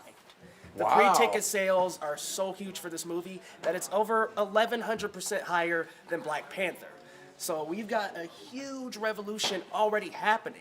People are already assuming that this movie is going to rake in $200 million on its first week, which only 7 other movies have done, and Black Panther being the only one out of the Marvel Cinematic Universe Right. to do so far. All right, Leo, we're going to play a little game that some people are familiar with, but I'm going to put a twist on it. Let's do You it. have to marry one and you have to kill one of these. Which one do you do? Obviously going to marry Spider-Man. That's All my right. favorite all time. And I guess I'll have to kill Ant-Man. What? Ant-Man? I love sorry, Paul man. Rudd. Ant meets Booth in this case. All right, buddy, I like it. Now we got Raquel. Raquel, you have some interesting news, right? You left me hanging, Leo. I did. Pop it. All right, there we go. Jeff, have you ever been to White Castle? Chicago, what's up? Late night. Yeah, for about I mean, 100 yes, years. for lunch many times. Beef burgers for nearly 100 years, but now they're starting to sell a vegetarian burger. But it's not the kind that's like quinoa or black bean. It's called the Impossible Burger, which is designed to taste like meat and actually kind of bleed. So I have mixed thoughts about this as a vegetarian. I stopped eating meat because I didn't like the taste of meat, but maybe some people out there are trying to cut out I hear beef from ya. their diet I and they had need to have like a plant-based I would thing. try it. You It's would good. try it? Let me ask you this. Do you consider fish a meat?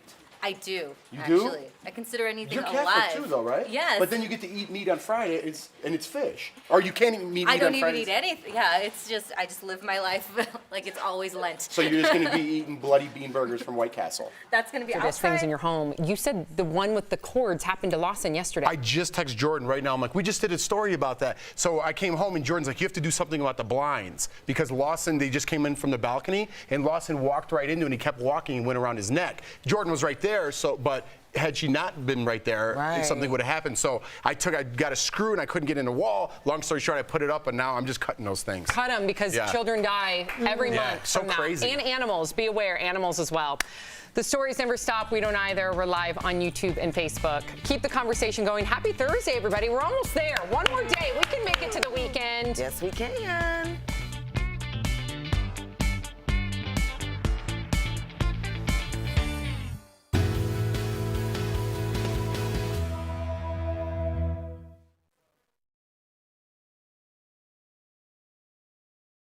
So, Jordan just wrote, look at, she was at so come on over here, weird. guys. So we were just talking about if you have hanging curtain rods, fantastic. Yeah. Jordan and Jeff had lost in their 18-month-old. Yeah. He yesterday got his neck was just leaning out their balcony. Is that right? Yeah, he walked in from the balcony and Water, caught it right. around his neck. Like he was playing with, because all the blinds we have them like closed, we never even open it. But he was playing with it by the balcony and just walked back, and it was Because around you could his just, neck. or if he fell. If he fell. I mean, and you're not there in 20 seconds. And Jordan's right there, but kids, I mean, you turn your back, And they're mothers gone. out there know, like 1 second, they're in. I turn my back on Lawson, we have this like thing for stars like in the room. Yeah. I turn my back for 1 second, and it's around his neck, and he's like sitting, I'm like, what are you doing? Are you crazy? Baby, They probably scary. they're gonna call child services. Yeah, right. They're all like, Why does everything keep going around Lawson's neck? No, But they think it's like a game. Of They don't know what course. it is. But I put it up. I'm gonna cut it when we get home because I tried to screw in the wall. It was concrete. I was like trying to drill. This was all yesterday, so I just Good texted Jordan. Lord. We did that story, and she's like, "That's so weird." Yeah, they said, guys, 1 child every month. Just be careful. Little things you wouldn't have known. Yeah. Little traps like that are really important. I didn't know about the humidifier. I have one going nonstop because I wake up in Denver with bloody nose. It's so dry. Yeah. But I didn't know about the mold. And then the other thing was clutter. You could easily fall on The clutter. mold I knew because I didn't clean know those all that. the time. You Yeah. do? Yeah. Well, the clutter is all about me. I mean, I fall Yeah. down quite a bit. So I was telling you guys about Sam's tattoo. We're going to do this in the next break too, but today is Yom HaShoah, Holocaust Remembrance Day. There's a tattoo of very special poignancy to Sam that we're going to do in the next break. And Sophie's middle name, very important too.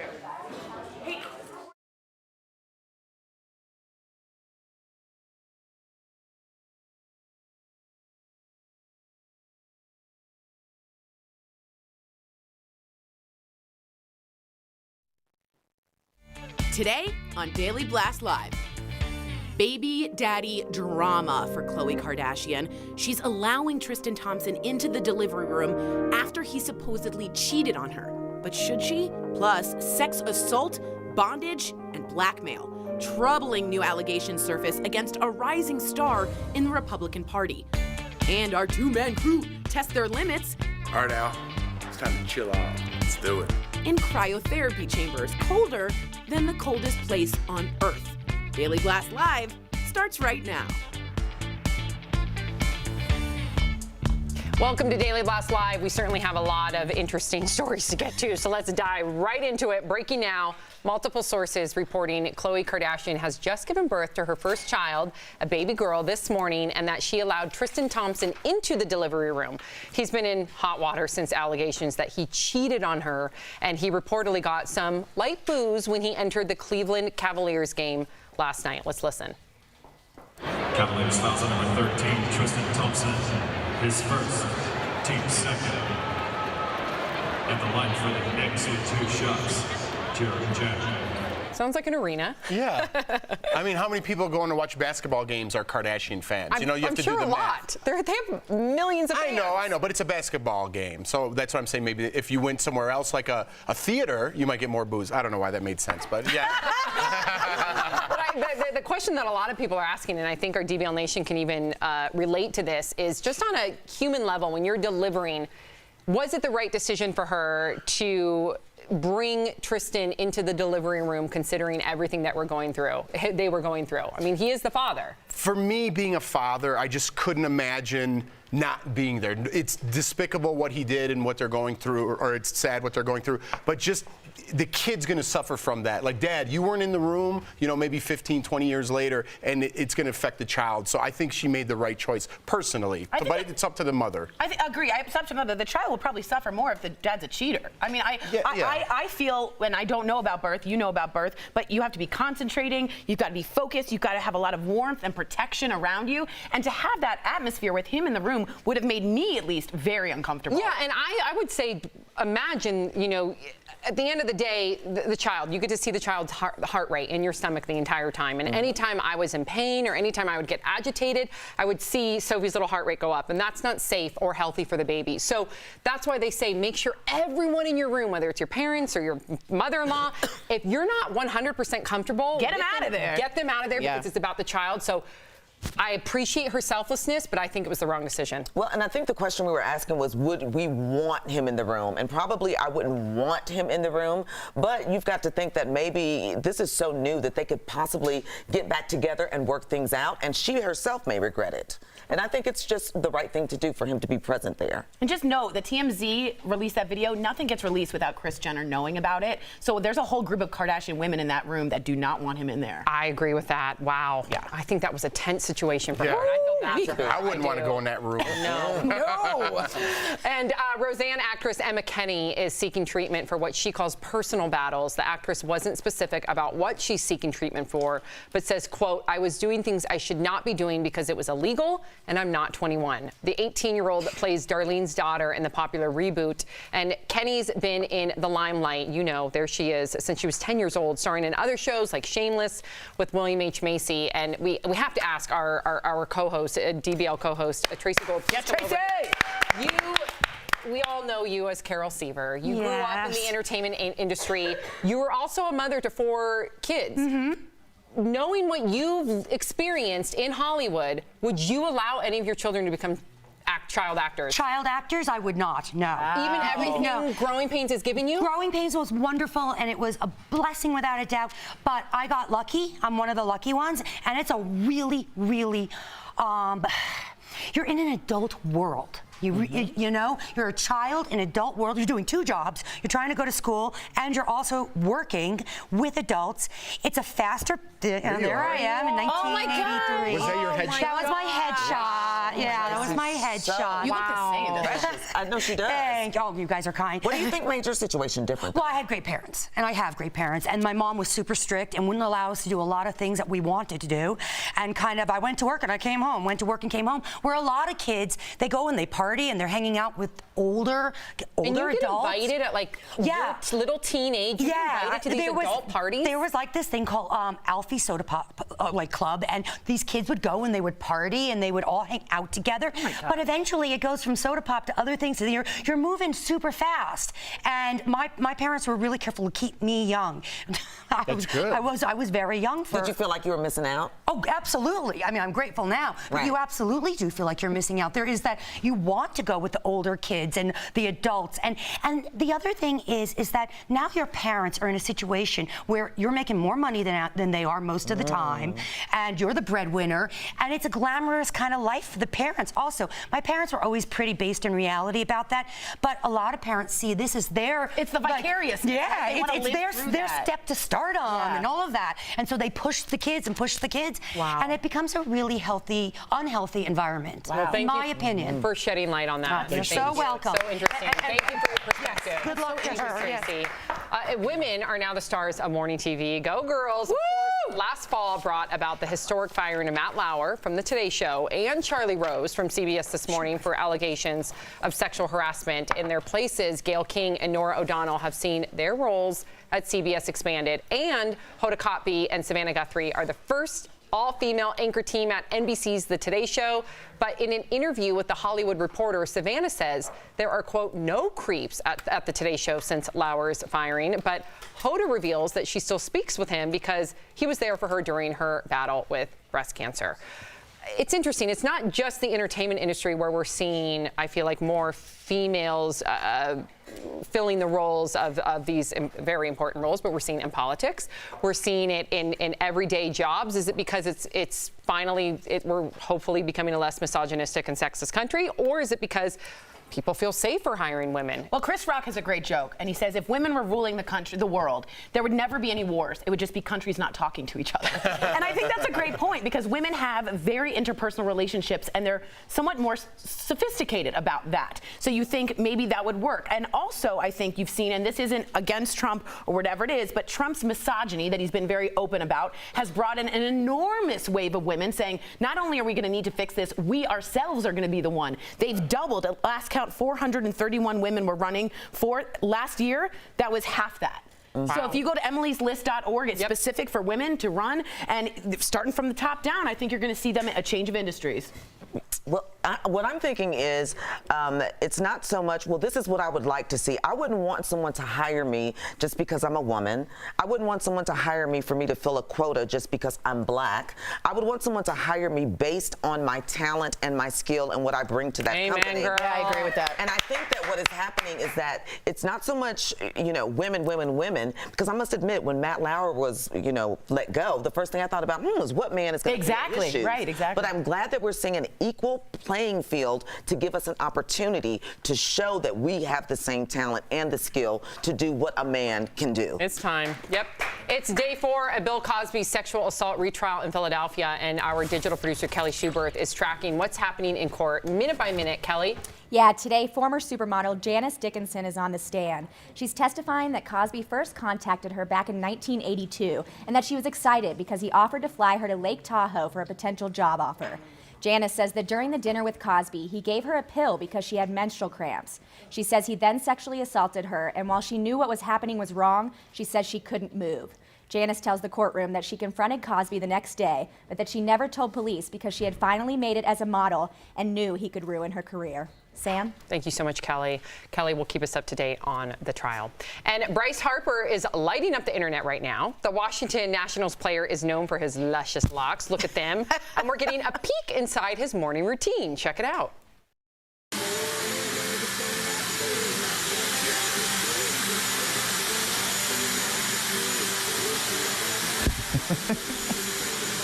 Dude! That's what Jeff does every morning. Is that what you do every morning? You got some good locks. No, You have great hair. mine's easy. Mine's easy. I mean, I'd use a blow dryer just to get it drier faster.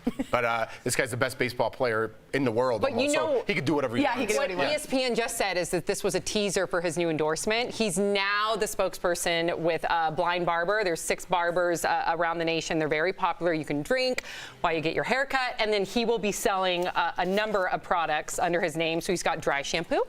He's got beard balm. And then my personal favorite, a styling clay that removes dirt. Interesting. Good Yeah. for him. This guy's doing an empire. I mean, good for him because he wasn't making any money playing baseball. And was it just me? That was a nice bathroom, wasn't it? Right? Gorgeous. He's Really doing nice. well for himself. Yes, he is. And he's good taste. Yeah. Good taste. And look, wasn't that a smart teaser? Do it on his Twitter, let everybody start talking about it. And cut it right then. Yeah. And then reveal that he is now the spokesperson for Blind Barber. Good for him. There is big news for Ocean's 11 fans. Erica Cobb has the news coming in hot.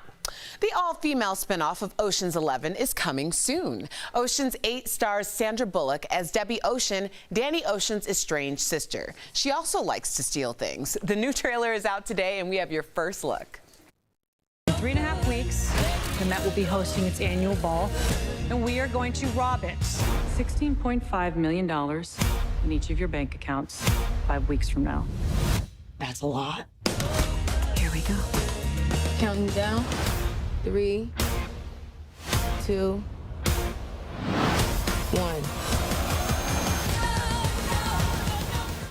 Was that Riri? Yeah. Ocean's 8 comes to theaters June 8th. Oh, that's a good cast. Go Riri! A new sex scandal looms over Missouri's Republican governor. We've got the lurid allegations that includes sex, lies, and blackmail. Plus, the accused Florida gunman is making an unexpected effort to give back. We'll tell you what he wants to do with his big inheritance. And you, the viewer, are our 5th host. Next, we share your comments live on air about a story getting a lot of buzz online. Should pets be allowed in dorm rooms? That's next.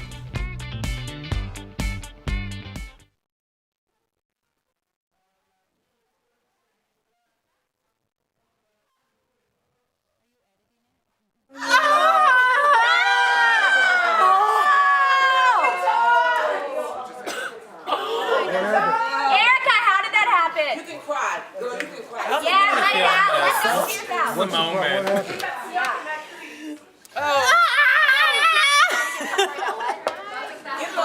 Oh my god. Oh my god. Oh my god. Where's the bottom? Erica It's stuck. Can you tell DBL Nation what just happened? It should have. I think that's it. It's stuck. My heel, my Louboutin. I think that's it. Oh, is it stuck in there? I don't think we need to film this, guys. This is really rude. She's going through a personal No. moment. Hey guys, so we had a shoe emergency. It's a Louboutin. It's a real emergency. You understand it. Come on now. Just so you guys know, Tracy Gold will be tweeting during the breaks throughout this whole show. So I want you guys to go to her Twitter and comment. Do all you want. Tracy Gold, of course, is your Carol Seaver. Show me that smile. Show me that smile. Don't waste another minute of your time. You know, she said she recently gave a talk in Oklahoma. I was going to call her Carol. Tracy Gold. And that song came up. And she got very emotional because she said every time, well, not only of Alan, every time they filmed, they would play the song for the audience. And so that was like her daily kind of like ritual to hear that song. Oh, man. It brings her right back. She said you know how music can do that. Immediately made her emotional on stage because she was giving a talk. Well, Bob Tavares, every time Tracy Gold is on, writes, show me that smile How again, cute. Tracy. So make sure you follow Tracy on Twitter. She'll be tweeting this whole time. We also have National Holocaust Memorial Day. It's Yom HaShoah. I always say it wrong. And we actually have a tattoo on Sam I'm going to be showing that is directly related. So stay tuned with us in the next break, and we'll be remembering those that we have lost in the past. Thanks, guys. All questions. Yeah. All right, guys, 20 seconds.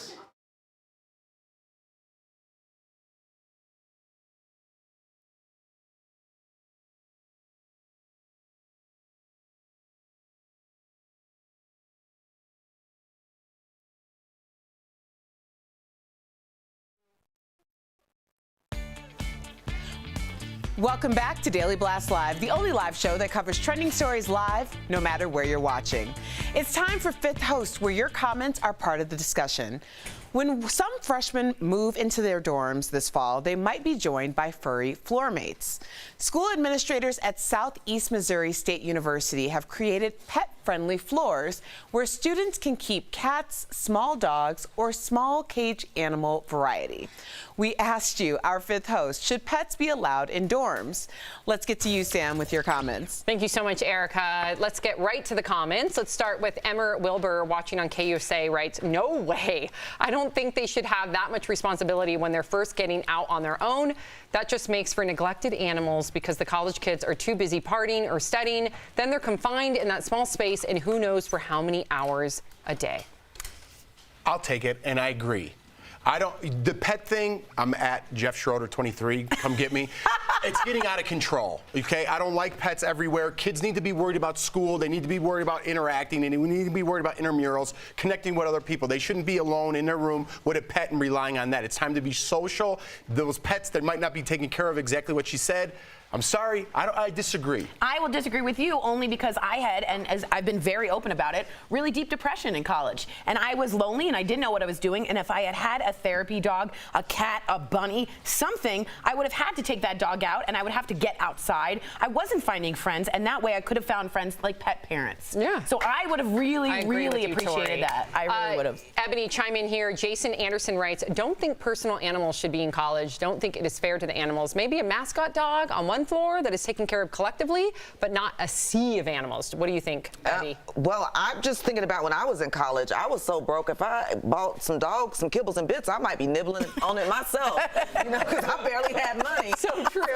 You know, I think it can be a distraction. And just like when you go to college, you can't bring your brother or your sister or your best friend. It's for you to go and study and focus. And I think, just like you said, if you needed it, then not in the dormitory, then maybe you should stay in an apartment, and then it won't be so distracting. And Beth Bigham says, this pet business has gone way too far. She's over it, Beth. She's over it. And I'm with you, Tori. I think, it to each its own. Don't punish all the students that could be very responsible pet owners, and it would have helped them. Could have used especially if they're dealing with mental health issues, because I've dealt with that too. An exciting new makeup collection launches today, and we have your first look at it. Erica has the details, and they are coming in hot. We are so excited about this, Sam. Beauty giant NARS teamed up with fashion brand Ardem to create the highly anticipated Strange Flowers makeup collection, and it hits stores today. Now, Ardem is known for their floral designs that enchant the packaging of the 13-piece line. The limited edition set includes shimmering eye and lip palettes, statement lipsticks, and blush. NARS first unveiled the collaboration at London Fashion Week during Ardem's Fall 2018 2018 runway show, which inspired the collection. It's available today online at narscosmetic.com and at NARS boutiques, and at Sephora starting April 30th. Prices range from $28 to $49. These are definite must-haves, and I must have it, so get your own. A fight's going to be brewing. Fashion, I will spend money on good food and good makeup. Oh, yeah. Yes. Good wine as well. Same. Speaking of hot new makeup, check this out. A spring garden on your face. Al Jackson sounds off on these brow blossoms. And a little later, Gwyneth Paltrow's pals are planning a blowout of a bachelorette party. But does a bachelorette party make any sense for the second walk down the aisle? DBL Nation, give us your take when we come back.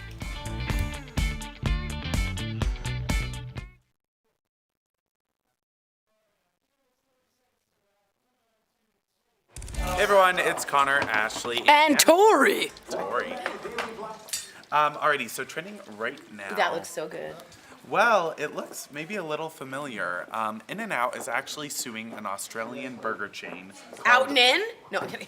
Down and Out. Oh my gosh! So In-N-Out Burger isn't in Australia, but they are suing Down and Out Burger in Australia for their similar trademark. They are suing them for trademark infringement, I guess. Sure. And then also misleading advertising and stuff like that. And you can see from this Instagram photo, they sort of have that animal style fries. I gotta be honest, the red tray, this wrap like that, the double-double, And the the animal burger style, the even burger. looks- I gotta be honest, and I'm an In-N-Out fanatic. That looks, I would have been confused. And in copyright, the judge just wants to know, would you be confused between the two? Yep. Interesting. Now I do know In-N-Out's coming to Colorado. Hopefully Hopefully soon. Here we go. Bring it sooner! I'm just kidding. All right, what's going on with Apple? What's going on Yeah, here? I feel like I keep reporting some cool tech stories, but this is breaking right now from The Verge, and it's saying that Apple will be shutting down music downloads to favor more of a streaming platform. Now, this won't go into effect until 2019, so about a year from now. They're predicting March 31st. But yeah, they're just saying that downloads have been down recently and they want to shift to more of a Spotify-esque. Can I ask you guys a question that you millennials here? When I look up, I want to hear Michael Jackson. Perfect. I'm just gonna move that and I last look line it up, up.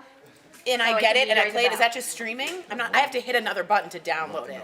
Well, it's depending on the It should platform. be in So there. I think with Apple Music, they do currently have, so you have Apple Music and then you can also download Cool, the song whenever. while you're listening to it. With Spotify, Cool, they don't whenever have you're ready. Just stream it. download abilities. I It's see. that you're streaming. You still can create playlists, I so see. it's available for you and you can search it easily.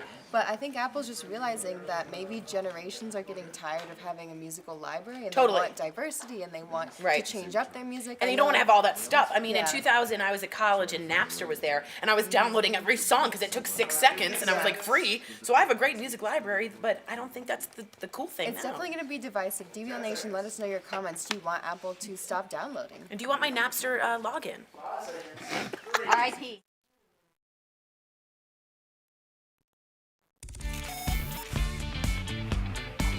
Welcome back to Daily Blast Live. It's time now for everyone's favorite segment, Al Sounds Off, with everyone's favorite comedian, Mr. Al Jackson, where Al goes off on the wildest stories he could find. Happy Thursday, buddy. Yeah, man, same to you. All right, man, you ready to get after this? Let's do it. Let's do it. All right, Yes. Al. Our friend Jen, the body painter, sent us another video. This time, the ladies head to Baltimore's Riverwalk for a little naked yoga. What? Check it out.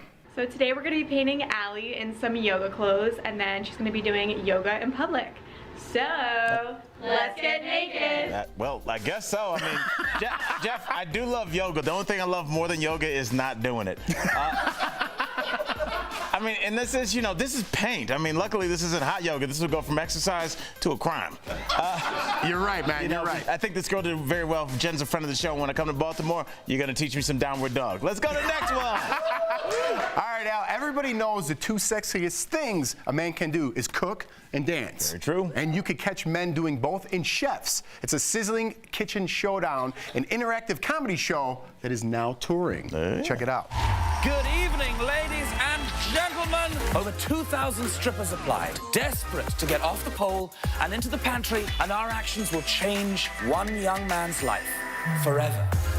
Not at all what I thought that was. It's very strange. Let's just, between me and you, let's just hope none of those dishes have to be stirred. I think the only thing worse than eating at the strip club is having a stripper cook for you. Absolutely. But it didn't invent a new business, tearaway aprons. So well done, chefs. Way to go, guys. All right. Spring is here, Al, and thanks to the Garden Brown Instagram trend, flowers are blooming in surprising places. What? Jeff, what will people learn when they say go for the organic look? This is not what they're talking about. I mean, I think it's time for somebody to cut the grass. And just to be honest, the only gardens I like in my life is Madison Square and Olive. That goes for both of us. All right, everybody, that's Al Sounds Off, and this is comedian Al Jackson. Good job, buddy. Love you, man. We are live. Digital producer Brett Forrest with news at the moment. Ride-sharing app Uber announced today a number of new safety features for passengers. Riders can now designate up to 5 friends and family as trusted contacts. Each time you ride, you'll be prompted to share your trip with them so they know if you made it home safely. And Uber will also ramp up its background screening process for drivers. They'll now rerun criminal and motor vehicle checks each year instead of just once. And finally, there's a new 911 button that will automatically send your location and trip details to an emergency dispatcher. The 911 feature rolls out in Denver first before going out nationwide. So important. Way to go, Uber. Yeah, Great. Way to take a step in the right direction. Yep. Coming up on Daily Blast Live, our favorite two-man crew is cooling things down, way down. Woo, Jeff and Al try cryotherapy chambers, would you? And next in our threads, how a school janitor is changing students' lives in ways no one would have ever imagined. Promotional consideration is brought to you by Behold the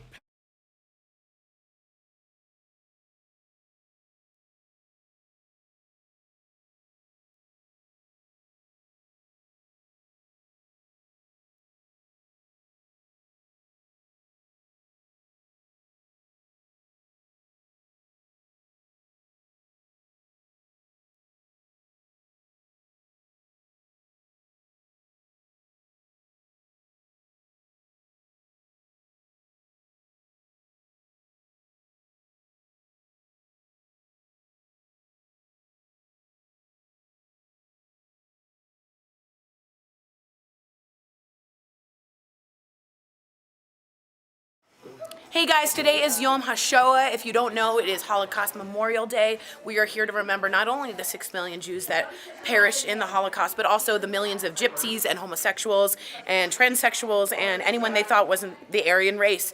As you can see, 6 million. The idea of the Holocaust, I'm a Jew, Sharon's a Jew, Chris, you're a Jew, right?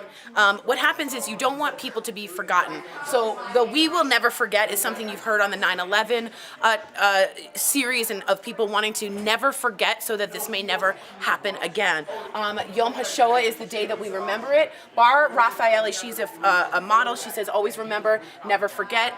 Gal Gadot, also an Israeli who lost almost her entire grandparents and that whole side of the family from Czechoslovakia, almost lost them all in the World War II. I'm going to take down real quick, if Chris can follow me. Sam has a tattoo of a really special address, and I just want to show it to you guys very quickly. Very, very quickly. Address in Germany, in Bad Hersfeld, Germany. And this was, how long do I have? We have 10 seconds? It's too long. I can do like a 30-second story. We'll do it right after. Yes. Today's Heart Threads is about giving what you can. A school custodian who makes $12 an hour isn't letting his salary get in the way of giving students life-changing scholarships. This high school custodian used his own money to change the lives of students.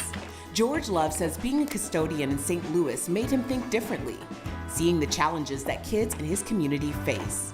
It made me say, I'm going to give something back to these kids. I'm going to show them that they are worth it. George decided to fund his own college scholarships while earning less than $12 an hour. He and his wife saved enough to give 4 students $500 each. It started something new. Like this opportunity right here, I'm going to take it, I'm going to run with it. George is now working to raise $10,000 for future scholarships. He hopes it'll inspire students for the rest of their lives. Them seeing somebody reach out and give from money that I saved that came from the end of a broom and a mop. Unbelievable. I don't know why I love stories like about janitors too, because they're the unsuspecting ones, and then that's the person who does more. Just like Good Will Hunting. Yeah. No, not the same at all. But if you think about giving a little bit of yourself, look at what this man did. You can definitely give something of yourself. The VIP in heaven, I'm telling you. There you go. Full of people like that. Way to go, George. Coming up on Daily Blast Live, a sex scandal rocks yet another politician. This time, it's Missouri's governor. Once a rising star with hopes for the White House, now will the shocking details force him to resign? Plus, the accused Florida school shooter's generous offer will tell you what he wants to do with his inheritance.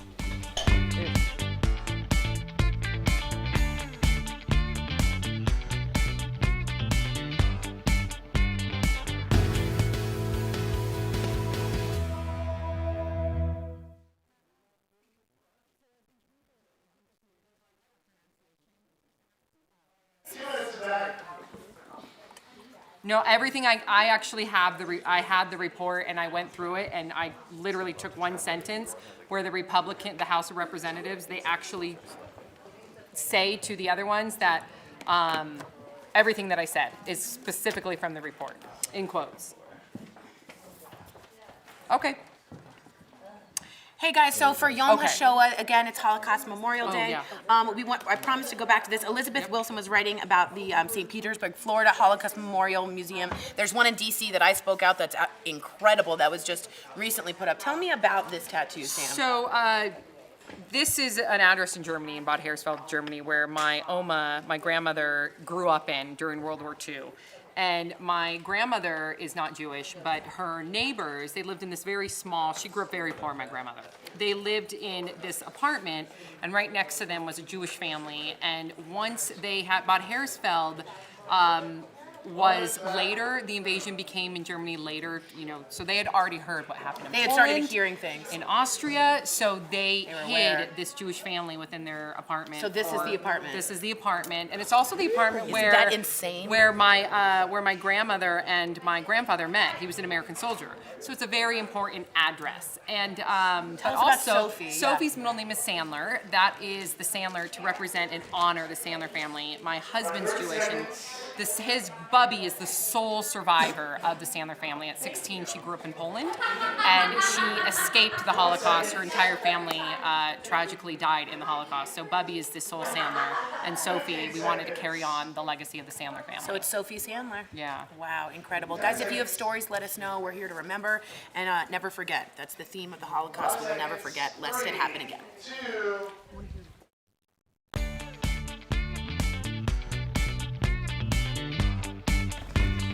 Welcome back to Daily Blast Live. Let's get right into it, shall we? Another politician is facing accusations of an extramarital affair. Missouri Governor Eric Greitens is under fire right now and could face impeachment after a bombshell report dropped allegations that the governor sexually and physically abused a woman and also blackmailed her with pictures. Watch what he had to say about the claims. I made a personal mistake. I engaged in a consensual relationship with a woman who is not my wife. It was a private mistake that I regret every day, that has nothing to do with governing and shouldn't be about politics. But people are turning that personal mistake into a political spectacle and telling new lies about it. The people of Missouri see through this, and they know far better than to trust one-sided tabloid trash gossip that was produced in a secret report. Now, here's a little background on this governor. The 44-year-old is the second youngest governor in the country. He is a former Navy SEAL and was seen by many as a rising star in the Republican Party with a potential future in the White House. And he also has a wife and 2 kids on the personal side. Yeah, and just to give you some context, this guy was going to be a big star for the GOP. White House was definitely looked at, vice presidency. Just so you know, this is what was testified during their first sexual encounter. Greitens held his penis near my face. She was uncontrollably crying. She said she felt coerced into oral sex and agreed with the statement that she didn't feel necessarily able to leave without performing oral sex and feared for her physical self. In another incident, he slapped her hard across the face, and he's already serving a felony in February for taking a nude picture of her with her hands tied up. And she did not give consent, because some people are calling it bondage. I just want to be very clear. Bondage is consensual. Yeah, again, here she says non-consensual. She felt unable to leave, which is exactly a non-consensual feeling. This guy's going down straight fast. He has a Navy SEAL. That's intimidating as it is, but you should be upheld to a better and higher standard. Tabloid trash, you're tabloid trash. I'm sorry. Yeah, and this is a bipartisan issue. Both Republicans and Democrats are calling for an impeachment. It's the House of Representatives, who are led by Republicans, who are saying, who, delivered this report. And quote here, it says they found shocking, substantial, and corroborated evidence of wrongdoing. That's coming from the House of Representatives. Yeah. Wow. Yeah. I think, first of all, you guys just did great in giving us all the information, but I just simply have to say, I think your true character and integrity is who you are when no one's watching, period. Yeah. And shame on him for blaming the tabloid. And is there, besides that photo, is there any hard evidence that this is true? There's been 2 witnesses. And there's a recording, too. And a recording as well. And so, but they're calling for his impeachment. I'm just taking the other side here. Why wasn't Ryan Seacrest just axed right away? Why did he get a fair trial? Why isn't this guy getting a fair trial? And that's fair to say, but there is more evidence in this that there is in the Ryan Seacrest, and he's already been charged for a felony in February for taking invasion of privacy, and he's already been charged with that. So this guy has more and more evidence than that. It doesn't look like he's getting out of this. No, it doesn't. You win that one. Yeah, I do. All right. Good points for Tori. The conversation continues on Twitter Live, so let us know what you think, please, DBL Nation. We love hearing what you have to say. And the alleged gunman from February's Parkland, Florida school shooting now wants to donate his sizable inheritance to the victims of the massacre or to a charity of their choosing. 19-year-old Nicholas Cruz could collect nearly $800,000 from his late mother, but a judge is trying to decide if that means he can afford his own attorney instead of his public defender that is paid by the taxpayers. We did get to speak with, in fact, the student that you interviewed, Ryan Deitch. Yep. And he had said that he's still a accused murderer. No matter if he's a rich accused murderer or a broke one, it doesn't change anything. That's what he had said. I'm just paraphrasing. But he also did say, to each its own, meaning it's up to those families to decide what they want to do with it. Would you take that money if you were broke? Jeff and I don't agree on a lot. We don't. And I know that I agree with one. I would take not a penny. That is blood money. I just wouldn't take it. I would not take 1 second. I wouldn't get help from this guy. I don't want to even know this guy. I want him out of my life. If I were a victim of that, it would hurt me more to take that money. Yeah, as tough as it is for me to say, I'm human and I can't judge, and based on my faith and how I believe in things, and it's tough to say forgiveness, but regardless, I would take the money, period. I wouldn't even say it's the least he could do, because it didn't even scratch the surface of what he could do. Right. But sure, take you the money. would help your family if you needed it, or you could donate it to a charity that would actually help other people or help these particular situations and to get the word out. But I sure would take the money. Jeff, would you? No, I absolutely would not. I was even mad in the tease that we said generous offer. But what if there's a charity out there that needs it? Listen, this is what kind of person I am. I'd rather live off gutter water than take a penny from the person that assassinated my child. I agree with you. Okay? I don't want 1 penny from that kid. And how about this? You take that money and you get yourself a lawyer so that taxpayers stop paying for your public appointed lawyer.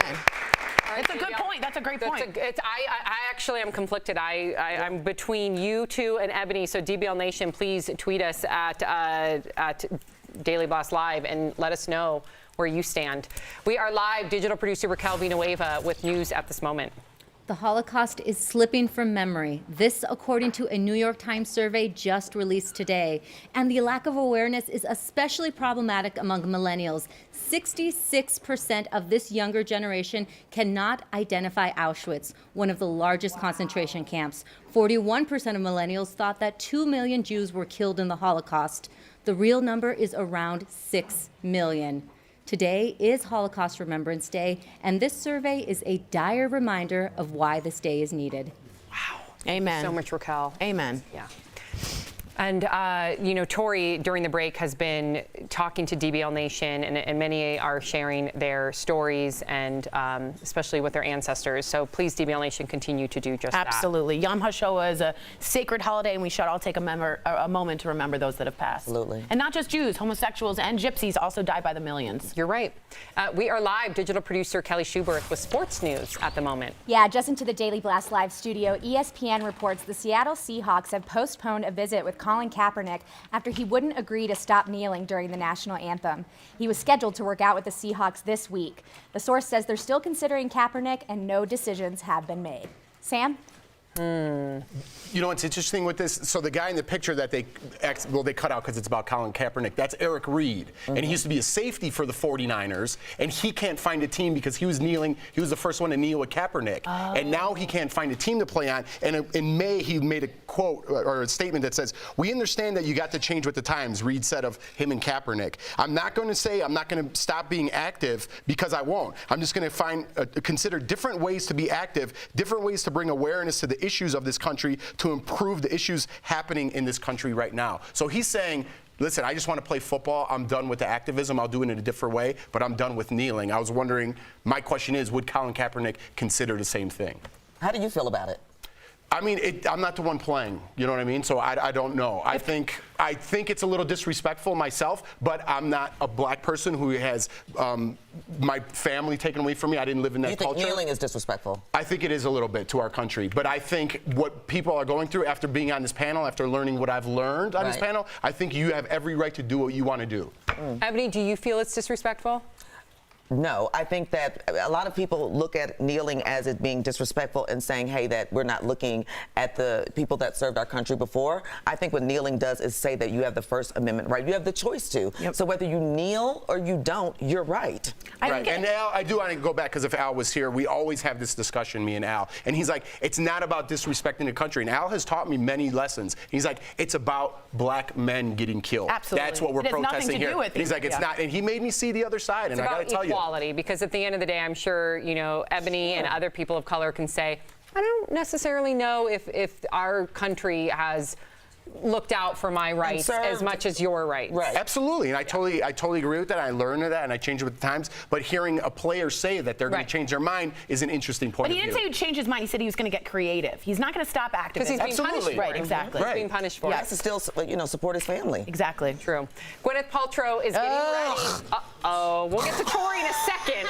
She's getting ready for her second walk down the aisle as the 45-year-old Goop Queen prepares to marry producer Brad Falchuk. And we're hearing reports that her friends are planning a very wild bachelorette party for her. So we got to ask DBL Nation before Tori.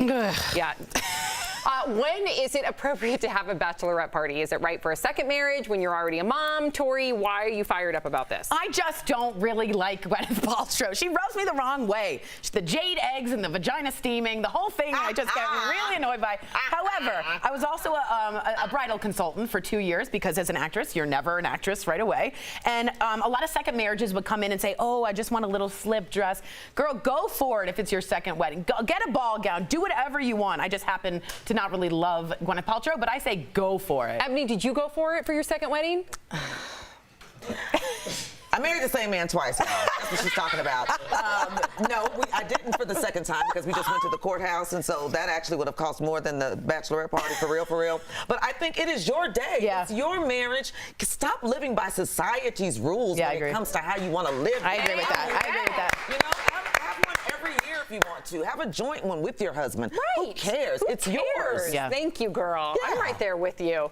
Now it's time for our top feel-good stories of the day. I don't know why I just did that, but Erica, you have all the videos that are making DBL Nation smile. That's right, Sam. A heartwarming video of love at first sight from Captain America Chris Evans himself. He posted this clip of the moment he met his dog, Dodger, at a local rescue. He writes, I knew right away that he was coming home with me, so I took this video to always remember our first hello. That's a real superhero. And another superhero, Hugh Jackman, posted this adorable tribute to his wife of 22 years, writing, you and the kids are the greatest gift I will ever receive. And then Deadpool star Ryan Reynolds chimed in, posting, I gave this 3 months, tops. I was wrong. tough crowd. Guess Hugh and Deb proved him wrong. And Walmart hosted a live concert to honor Mason Ramsey, aka Yodel Boy. Let's hear a little. I've grown so used to you somehow, but I'm nobody's sugar daddy now, and I'm lonesome. I got lovesick blues.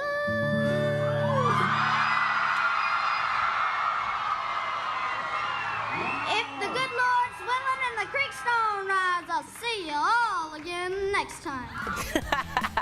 Who knows? Maybe he'll go on tour. Well, coming up on Daily Blast Live, a groundbreaking device that locks doors and alerts police the moment a gun is fired. We talked to one woman who's trying to get the technology in schools everywhere. Plus, Jeff and Al strip down and get cold, very cold. The two-man crew's latest adventure takes them to a cryotherapy chamber, and you don't want to miss this. Hey guys, we are here with digital producer Leo Rydell. Leo has some tech news about some stickers that I'm hoping are like the oily kind when you pressed and they would spread. Is that what they are? I mean, that would be awesome. Right? But this is a different kind of sticker. Okay. It's a sticker you find on your technologies such as Sony, Microsoft, and Apple. When you get the product, if you were to remove this sticker, that would void the warranty. Well, that is not allowed anymore. The FTC, Federal Trade Commission, actually came out and said that that's not allowed. So you can get it fixed. You should be able to get your screen fixed anywhere. You should be able to get your PlayStation repaired at other places. So where was the sticker on those objects? I know on the PlayStation 4 it's on the bottom. I see. I haven't seen it on any of my iPhones. So it's like though, a mattress tag where they're like, don't pull or the police will immediately come. Yeah, I'm a little bit like, okay, Apple, you never had a sticker in the first place. Yeah, right. Let me get my stuff repaired. So now they're coming out and doing it. They're really sticking it to them. I'm back. Oh, I was leaving them hanging. Yeah, we got it's Brett okay. Forrest in what I would call millennial pink. I would just call it pink. I'd say cotton candy pink. We're in cotton candy pink. Brett, what's Okay. going on with Drake? Okay, so bear with me. This is a mouthful. Drake just passed Paul McCartney, Sir Paul McCartney, for 5th most Hot 100 top 10s among solo males. That's on Billboard's chart. And Angelica's very pleased. yeah, and so that's thanks to Drake's song "God's Plan," which has been on the charts for a while, and he's probably going to go even higher. He's dropping a new song tomorrow, or last week he dropped a new song, so he's going to keep going.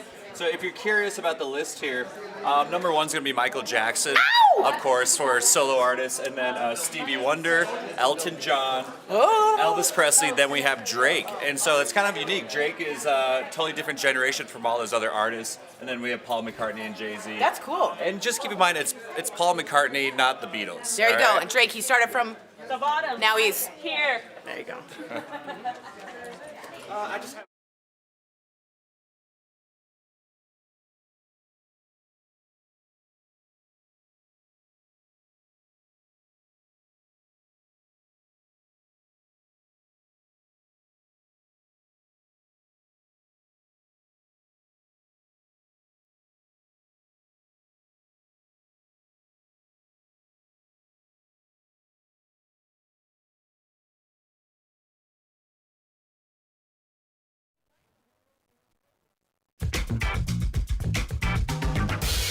What's up, guys? Jeff and Al here, two-man crew. Today, we're at the Denver Sports Recovery Center. Al, we're gonna do a little cryotherapy. Yeah, because we're fathers, we stretch our bodies out, we got to take care of them. I agree, man. Let's go freeze our bodies. Let's go.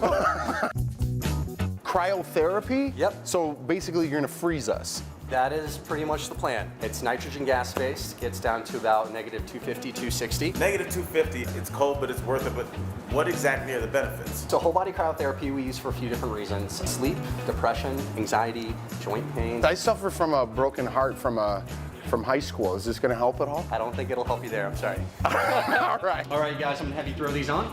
Yeah. All right, we gotta make sure little Jeff and Al stay warm. All right, Al. It's time to chill out. Let's do it. Step on in there. Get in there, buddy. Oh my God, I don't like it already. Our bodies are very smart, but danger is danger, whether it is sub-zero external temperatures or a mountain lion trying to eat you. We're gonna have a similar response. It's a lot of hormones, a lot of chemicals to combat that threat. All right, go ahead and step on out. Yes. I feel like I came from the future. Are you cold? Does it feel better? Yeah, it feels good. Ooh, this is crazy. This This is crazy. Step on in. Buddy. There you go, John. You got this. Ooh, I feel like Bieber at a concert. Now it's getting a little cold. 30 seconds, Jeff. You got this. 2 times 2 is 4. 4 times 4 is 16. Yeah, that's how we do it. This is how we do it. Ooh, I'm a little cold. I feel good. How do you feel? Feel great. Two-man crew. That's how we do it. Crowd therapy style. 2 times 2 is 4. 4 times 4 is 16. Well, you do that to get your mind off of something. Oh, smart. I know. That took your mind off of it for sure. Some people know what I'm talking about. That scare you in there? It's cold. Oh, yeah, back to that. So, you know what? It's different. It's different than jumping into an ice bath. It's nitrogen, so it's just cold. Put it like this. Do you ever go outside on a cold day, like to grab the newspaper or get your mail? It's like that, and you just go in there and you just do it for How long were you in? 3 minutes, and it was my first time. So it's definitely bearable, and I felt great after. You want to try it, Tori? Yeah, let's do it. Oh, it's You've already done it, right? Yes, I've already done it. I can say I'm cool. I hope that we won't get emotional and cryo. We are live, clearly. It's a Brett Forrest with news at this moment. Country star Dierks Bentley just announced the release date for his new album will be June 8th. It's called The Mountain, and if you haven't heard the title song, check it out. Hey.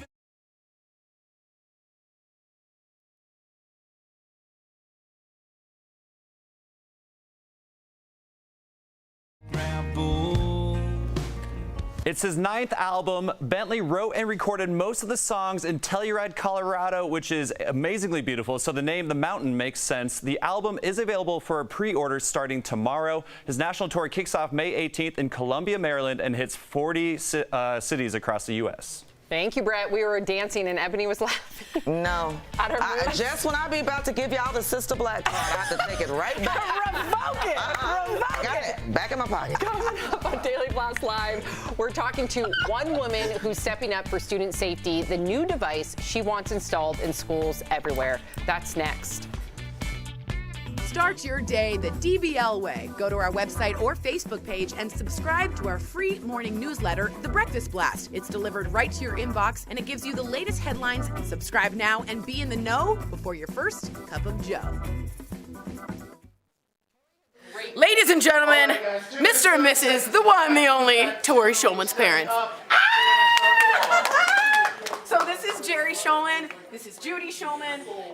She can speak. Say hi. Hi. Oh, I'm so sorry. Judy is a docent at the National Gallery of Art in Washington, D.C. So she teaches children all about art and how to see them, and she has them lay down and look up at the architecture.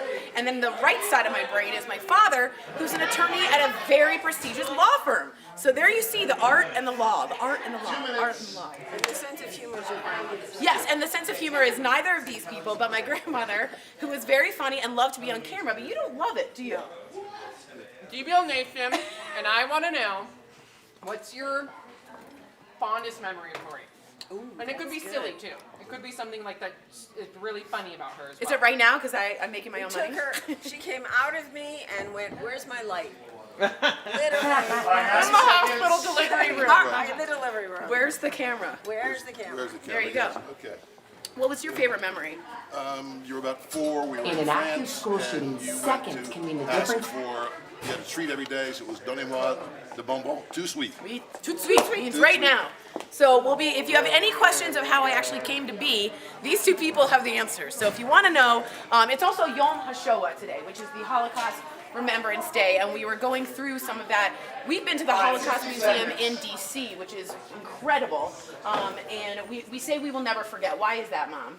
Because we have to remember, because otherwise it's gonna happen again, and it is happening again in Syria. Exactly. We gotta be in charge of not letting this ever happen again. There you go. Never forget. So we'll be bringing you a little more info. Sam has a tattoo that we'll be going over for Holocaust Yom HaShoah. It's not just Jews. There was Roma. There were homosexuals by the millions that were killed. So we're thinking of them absolutely today. We just heard that a lot of people don't know about the Holocaust or Auschwitz, what that is. So we're wanting to keep that in memory. My parents have done a great job of instilling that in my Jewish faith in me. So thank you guys. Mazel tov.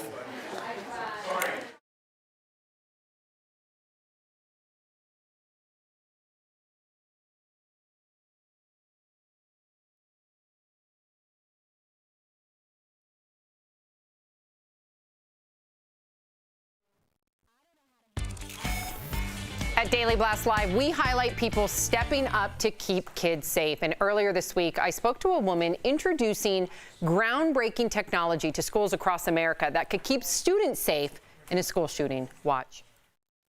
In an active school shooting, seconds can mean the difference between life and death. The security firm Eagle Technology is using the latest in gunshot sensors technology and redesigning it specifically for schools. This provides critical information the moment gunshots are fired, including where the shots are coming from and the gun's caliber. This can help prevent some of the chaos and confusion of a mass shooting. It also locks doors and sounds the building's public address system. When seconds are on the line, this team of security experts are using their military and law enforcement expertise to help keep our kids safe.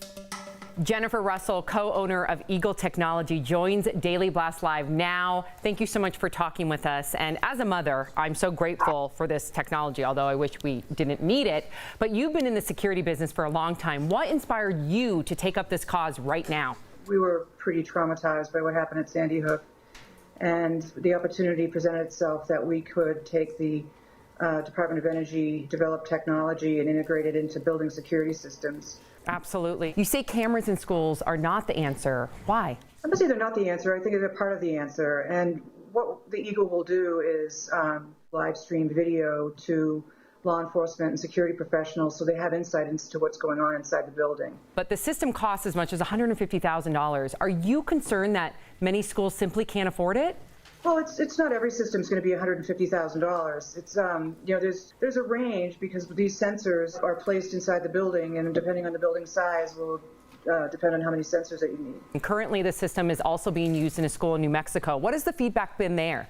They're very pleased with it, and they will be moving forward to put this in every building in their district. That's incredible. And I want to thank you for stepping up to keep our kids safe. Thank you so much for joining us. It was an honor to speak with you.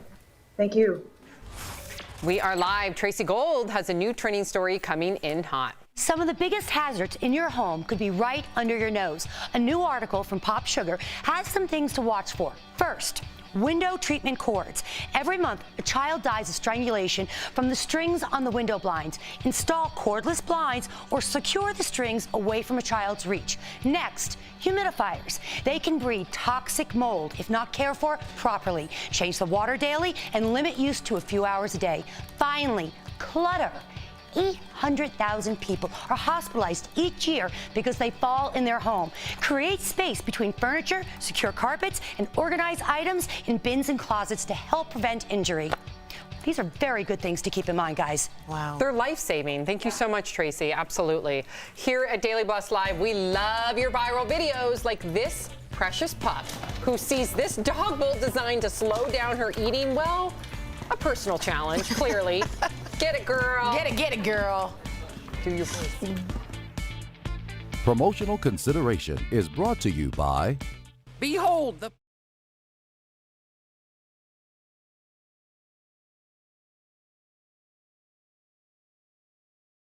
Just want to write Mark Grote, I hope I'm saying that, or Grote. He noticed a discrepancy in our earlier numbers, and I wanted to go through the actual stats of people in the Holocaust. Mark, thank you for writing in. I didn't ever mean to give you incorrect numbers. I'm going to give you, Jews are up to about 6 million in the Holocaust. Soviet civilians around 7 million, including 1.3 Soviet Jewish civilians. Soviet prison of war, about 3 million. And then we go down to Romas. There's about 220,000. These are the gypsies. They preferably are known now as Roma. Homosexuals, hundreds, possibly thousands, possibly counted in part under the 70,000 repeat criminal offenders. So I had said millions, and I really want to be correct on this. There are millions Jehovah's Witnesses, about 1,900. Repeat criminal offenders, 70,000. People with disabilities, up to 250,000. Incredible. Serbian civilians, 312,000. Soviet prison of war, 3 million. Non-Jewish Polish civilians, around 1.8 million.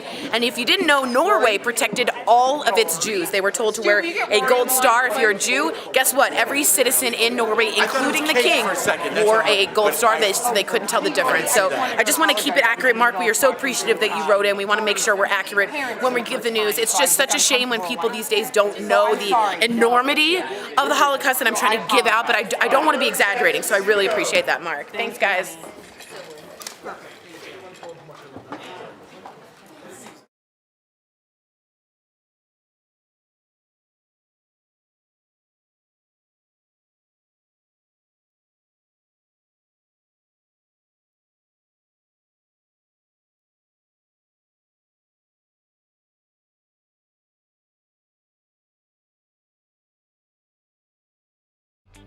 Welcome back to Daily Blast Live. We have one funny moment from earlier in the show. Oh. Yeah, we were funny once. Okay. When is it appropriate to have a bachelorette party? Is it right for a second marriage when you're already a mom? Go for it. Ebony, did you go for it for your second wedding? I married the same man twice. That's what she's talking about. No, I didn't for the second. I love you so much because I know Ebony is so open and honest, but you like to give me a hard time like I'm like it's all giving good, you girl. a hard time. Yes, the third one's a charm. I'll call you Marco. Ooh, Marco. That was his name. Maybe you'll marry Polo next. Oh. It's almost Friday. I'm sorry, guys. The stories never stop. We don't either. We're live on YouTube and Facebook. Keep the conversation going. And hey, guys, we got one more day. Yay! We got the weekend. Woo! Hang in there. My dancing's so bad. Mine too.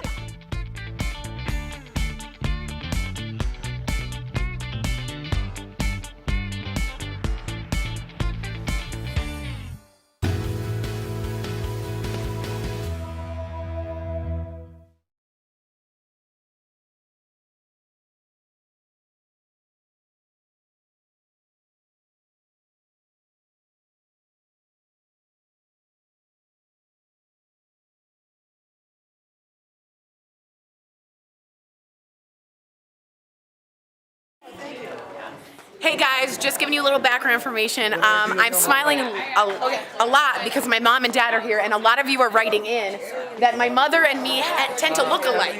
So we're gonna go face to face. Let's see. How much do we look alike? Do we look like the same person? So just so you know, they've come in from Washington, D.C. They're visiting. They're having a great time. And now you have any questions for Jerry and Judy, you can feel free to ask them. We're going to show you a little behind the scenes, hashtag BTS. Over here we got Rob, you know cameraman Rob, taking a seat. Stu. What's up, guys? There's Stu. So we're going over here now. All right, guys, 1 minute to back. 1 minute to back means rush, get out there, be serious. Tracy Gold in the house. Erica's there. We have an awesome show for you guys today. And mom and dad are watching, so I'm going to be extra good. Just kidding. Okay.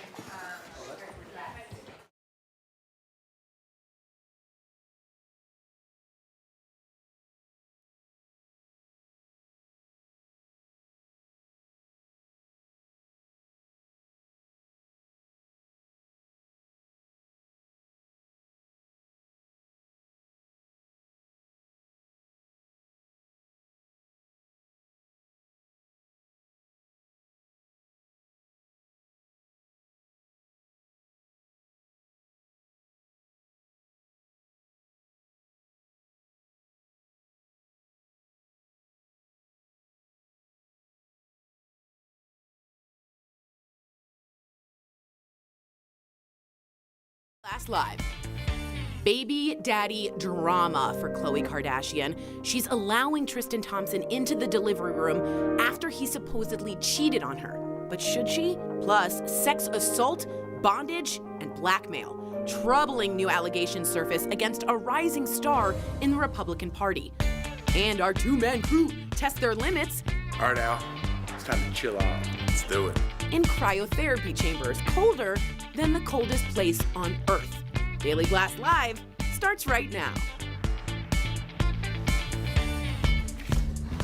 Welcome to Daily Blast Live. DBL co-host Tracy Gold is here. Welcome, Tracy.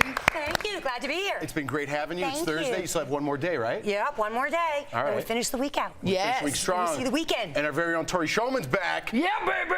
Sorry, that was aggressive.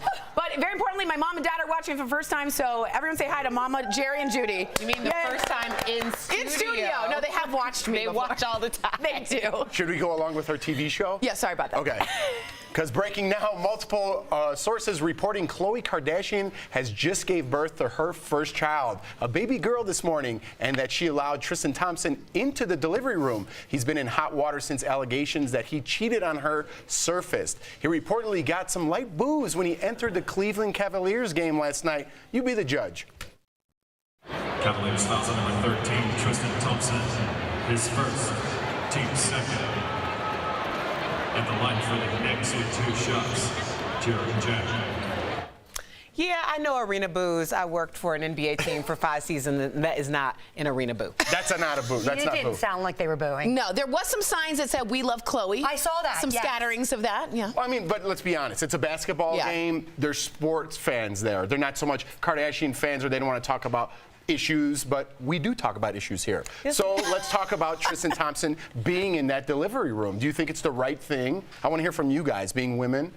I'm 36 and I don't have kids yet, but I would think that learning from my friends that have, it's a very intense process. You want to be happy, concentrated, grounded, peaceful. There's no way in hell I'd let him in, especially if my Kardashian sisters are right there behind me and they're going to just at him. Well, she does have her sisters with her and her mom, which is great. But also, you have to imagine, I mean, she's madly in love with this guy. And I don't think just because you find this kind of information out, you automatically, your feelings change. So I think she's conflicted. I really do. And I think that she still loves him. She shouldn't be surprised. He did this with his ex-girlfriend. Absolutely. Yeah, exactly. And he's a basketball player, and travels, and so, I think it's a tough decision, but... How about you, Erica? How do you Well, feel? I've never been in a delivery room, but I know you have. I have. What do you think? Well, for me personally, I mean, just being a father, I think it's disgusting what he did, but I couldn't fathom missing my child's birth. I hope he feels the same way about that. Right. And I'm actually happy that Chloe let him into the delivery room, because maybe 20 years down the road, you're going to say, Dad, I can't believe you didn't come into when I was born because you were with some other woman. You know what I mean? Like, that's just a weird conversation, but I totally get what you guys are saying about, like... It's a life moment that she would be robbing him of, and I don't think she's he robbed himself by cheating on her. Good point, good point. I think they're two different points, because when it really comes down to it, first of all, like, women, we have to take responsibility for the men that we choose to have children with. I mean, at the end of the day, this is a really kind of strange, unorthodox situation, because she started dating someone who had another woman pregnant. Yep. It was only a matter of a few months before this woman, Jordan, gave birth. Jordan Craig, that's right. She then goes on to continue to date Tristan. Very publicly. Very publicly. I mean, flaunting it. And it's only 6 months into them dating, did she get pregnant? Like 6 to 8 months? The math doesn't really work out. So, I mean, it kind of shows to me, and I'm not saying that things like this don't happen and have a happy ending, but the chips are kind of stacked against you at that point. And I just want people to really think about 18 years down the line, like when you're picking someone to have a future with. Think about these things. It's a red flag. Character, exactly. It's a complete red flag. It's a red banner. Yeah. It's a red banner. But you know what? You always think you're the one. You've changed him. Our love is different. Sure. And Jordan Craig has also written in, if you respect yourself and you respect others, you'd never make light of the misfortune of anyone. Right. And here's the thing, too. Khloe Kardashian has a history of doing this. She met and married Lamar Odom in 30 days. You would have thought she would have learned her lesson. And their baby's name is Roseanne. No, it's not. That's the next story. Roseanne actress Emma Kenny is seeking treatment for what she calls personal battles. The actress wasn't specific about what she's seeking treatment for, but says, quote, I was doing things I should not be doing because it was illegal and I'm not 21. The 18-year-old plays Darlene's daughter in the popular reboot. Kenny's been in the limelight since she was 10 years old, starring in other shows like Shameless with William H. Macy. And we have to ask our very own co-host, Tracy, your child actress. Yes. I mean, it doesn't seem like she's doing anything. She said 21, so the first thing I think about is alcohol. She's still 18. She might have had this problem. What do you think about this problem? You know what? I think that being a child actor, there's a lot of pressure. It's a fast life because you're with adults all the time. You're making a lot of money. All of a sudden, the power shifts in a family. You're the one making the most money. You're the one that's kind of in control of the household, and you do things that you wouldn't normally do. Would you let your kids do it? I would not. No, I would not. And I had a great experience. I really did. I had great parents, but it was a give and take. I didn't have a high school experience. I missed out on that. You missed prom. You missed well, I did go to prom twice. But socially, there I am. Yeah. Socially, I was behind. I really was. I was because I was in an adult world. I had no idea how to interact with my peers. Yeah. How about, like, just speaking of, say it is an alcohol problem. We don't know what her problem is right now. But were you ever invited to parties underage when you were coming up? Absolutely, you're invited to parties, and you have a lot of adults who want to hang out with you. Oh God, that's and so glom weird. on to children and to teenagers, and I saw it all the time, guys. It's creepy. It's creepy. It sure is. So, you know. You say no. I say no, and good for her for getting help and stopping it at 18 and seeing the red flags where they are, you know? Absolutely. Real child star success story. I love that. Amazing. I love it. All right. I've done my best. I try. Women are now the stars of morning TV. Of course, last fall brought about the historic firing of Matt Lauer from The Today Show and Charlie Rhodes from CBS This Morning for allegations of sexual harassment. In their places, Gayle King and Nora O'Donnell have seen their roles at CBS expand. And Hoda Kotb and Savannah Guthrie are the first all-female anchor team at NBC's Today Show. But in an interview with The Hollywood Reporter, Savannah says there are, quote, no creeps at the Today Show since Lauer's firing. But Hoda reveals that she still speaks with him because he was there for her during her battle with breast cancer. Now, do you think this is a good thing? This is all female. I think it's a good thing that I'm still here because it's our So, yeah, I'm hanging on by a thread, but I'm still here. But do you guys think this is a good thing, all female? Do you think it has no difference, just best person for the job type of thing? I think that the reason why they're in this position is because they were the best people for the jobs, taking gender out of it. I think it's unfortunate when people say, oh, but now we're going to do this because all the men messed up and now the females are going to step up. Females have been stepping up. They've been the shining stars. It's just a matter of the hierarchy that men were valued more than women. So I think that this is just jarring for some people to understand. But it's not shocking. And I would hate to think that a few bad apples represent all men. Thank you, Tracy. You're welcome, Jeff. High five that. High five on that. But I will say that women are now in education at a much higher level. So at the same time, we're suddenly at the same playing field. So suddenly they can have those jobs. They're getting those degrees. I also think, and this is you guys not against Trump, but Trump brought out a lot of women who thought his misogynistic past wasn't right. And there's a record number of women running for politics. So when you see it trickle down from the top, you're going to see it in all other industries too. No, I totally agree. I get you. All right, it's day 4 of the Bill Cosby sexual assault retrial in Philadelphia. Digital producer Kelly Schubert is tracking what's happening in court minute by minute. Kelly. Yeah, today former supermodel Janice Dickinson is on the stand. She's testifying that Cosby first contacted her back in 1982 and that she was excited because he offered to fly her to Lake Tahoe for a potential job offer. Janice says that during dinner with Cosby, he gave her a pill because she had menstrual cramps. She says he then sexually assaulted her, and while she knew what was happening was wrong, she says she couldn't move. Janice tells the courtroom that she confronted Cosby the next day, but that she never told police because she had finally made it as a model and knew he could ruin her career. Jeff? Thanks, Kelly. And Kelly's on top of the story, so any new breaking news, we're going to go right to her. But right now, Bryce Harper is lighting up the internet. The Washington Nationals player is known for his luscious locks, and we're getting a peek inside his morning routine. Check it out.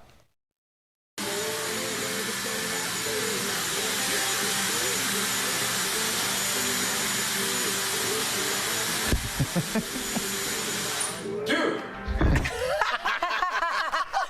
Good for him. I think he started like a hair product. He's getting into the business of hair products and things like that. Yeah, so the blind barber. Capitalizing not only is he's probably one of the top 5 baseball players playing in the major leagues right now, but getting in a little business as well. Little empire, little mogul. Yeah, I guess he needs more money, huh? Your husband has luxurious hair. Does he do that? Anthony does have luxurious hair. The only person who uses a blow dryer in our home is my husband. But I'm sure he's going to be so mad at me for saying that. But I'm like, honey, I mean, that's a good thing. Yeah. Jeff, do you use a hairdryer? Just to dry it faster so I could get on with my day. Can I see just like a little, just show me what you do with the hairdryer? You mean mime how people dry their hair? Yeah, I just want to see how you do This is it. it. Okay. Well, using 2 is quite a workout. Yeah, 2 is a lot. Like, that's a lot. Have you ever used 2? Okay. There is big news for Ocean's 11 fans. Sam Shocker has a new story coming in hot. I do, but I want to talk more about Anthony's luxurious locks. I love Anthony's hair. Hi, Anthony. The all-female spinoff of Ocean's 11 is coming soon. Ocean's 8 stars Sandra Bullock as Debbie Ocean, Danny Ocean's estranged sister. She also likes to steal things. The new trailer is out today, and we have your first look. 3.5 weeks, the Met will be hosting its annual ball, and we are going to rob it. $16.5 million in each of your bank accounts 5 weeks from now. That's a lot. Here we go. Counting down. 3, 2,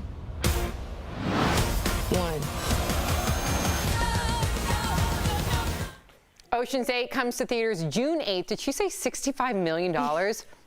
pretty enticing. DBL Nation, would you do it? What about you guys? No. Yes. No. Yes. There's always a chance you're going to get caught. There's never a perfect crime.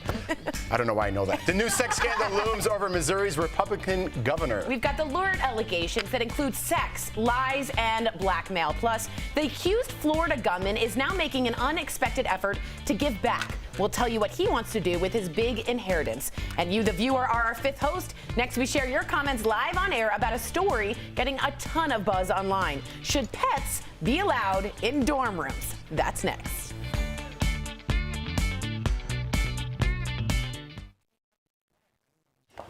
Hey guys, a couple questions. They want to know, Sierra McKenzie, guys, this is Jerry, this is Judy, in case you didn't know the difference. Mom and Dad Schulman. Sierra McKenzie wants to know what I was like growing up. Wild, up and down, entertaining at dinner. But there wasn't a lot of gray area? No. You didn't know what gray was. Right, a lot of black and whites, guys. She was either fabulous or she was tired. And then you'd feed her and she'd come right back up. And it's always food. It's always food with us. They're from DC, guys, if you have any questions about Washington, DC. My mom is a National Gallery of Art tour guide for children. And she gets them to paint and sketch. And we've gone to some museums here. We saw the Degas show in Denver that was phenomenal. My dad's an attorney, so that's where I get that side of my brain from. So it's great. And we just want to know if you guys have any questions about DC. The cherry blossoms are out. How do they look? They're gorgeous. Are they amazing? Gorgeous, yeah. That's great. How far do we live from the White House? 5 miles. 5 miles. So that's where you get that political side of me. But I get the artistic side here. Now the humor side. Am I funny? We think so, yes. On occasion. On occasion. But my grandmother, my mom's mom, Evelyn, was the. Was your mom? Yes. Your mom was funny too? Yes. That's great. Skipped a generation. So my mom's actually kind of shy on camera, which is like. Yes. Not me. No. So if you guys have any questions, let me know. They're going to be here. They've been here for the week. It's so nice to have like parents come in and just make you feel like you're in college again. So guys, write me in with comments about your family, your parents, if you have any questions. Thanks, guys.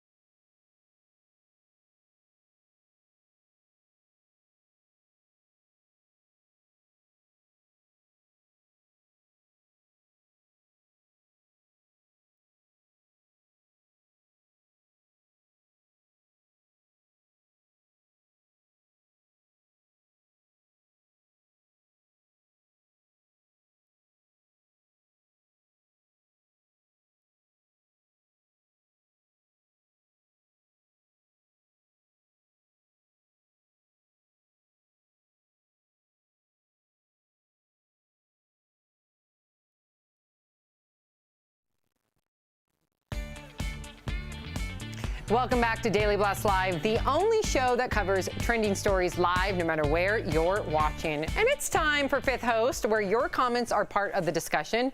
When some freshmen move into their dorms this fall, they might be joined by furry floor mates. School administrators at Southeast Missouri State University have created pet-friendly floors where students can keep cats, small dogs, or even small caged animals. So we asked you, our fifth host, should pets be allowed in dorms? You guys have a lot to say. Let's get right to your comments. Jeff? All right, thank you, Sam. Yes, let's get right to your comments. Why'd you kick it off, Erica? Okay, Joel Jackson writes, dorms are already filthy and full of bodily fluid. Not sure it needs to add accidents from pets to the mix. Joel, did you date my first college roommate? Because I surely walked in on an orgy one time. Well, no, seriously, this girl, it was so filthy. Like, and she never ever had to clean up behind herself. Where I always, like, my dad would take the door off my room if I didn't clean up my room. So there is, I think that certain people need to have control of themselves before they have to have control over their pet. So long story short, no pets. No pets. No pets if you think that. All right, Matthew Rivers says animals have way more class and loyalty than most brain-dead humans. Amen. Okay. I don't know. I mean, some people are allergic to animals. You get a roommate, they bring in like a cat, and you're not into cats. I think it adds a complication that you don't need when you're starting college. Let's sneak in this last one. Let's sneak this in. All right, Ann Niall Owens writes, I think that's so sweet, but I'd be concerned if the animals got loose or whatever. What happens if they attack each other's pets? Then there's lawsuit, etc. How would that work out? Well, guys, this is in a very specific residency hall, so if you're allergic, you wouldn't even be near that hall. It's for people that are all okay with animals. I was very depressed at Michigan. An animal would have really, really helped me, and I would have gotten out of the dorm room. So I'm all for it if it's done in a controlled manner. I really am. You make a very good point. We're out of time.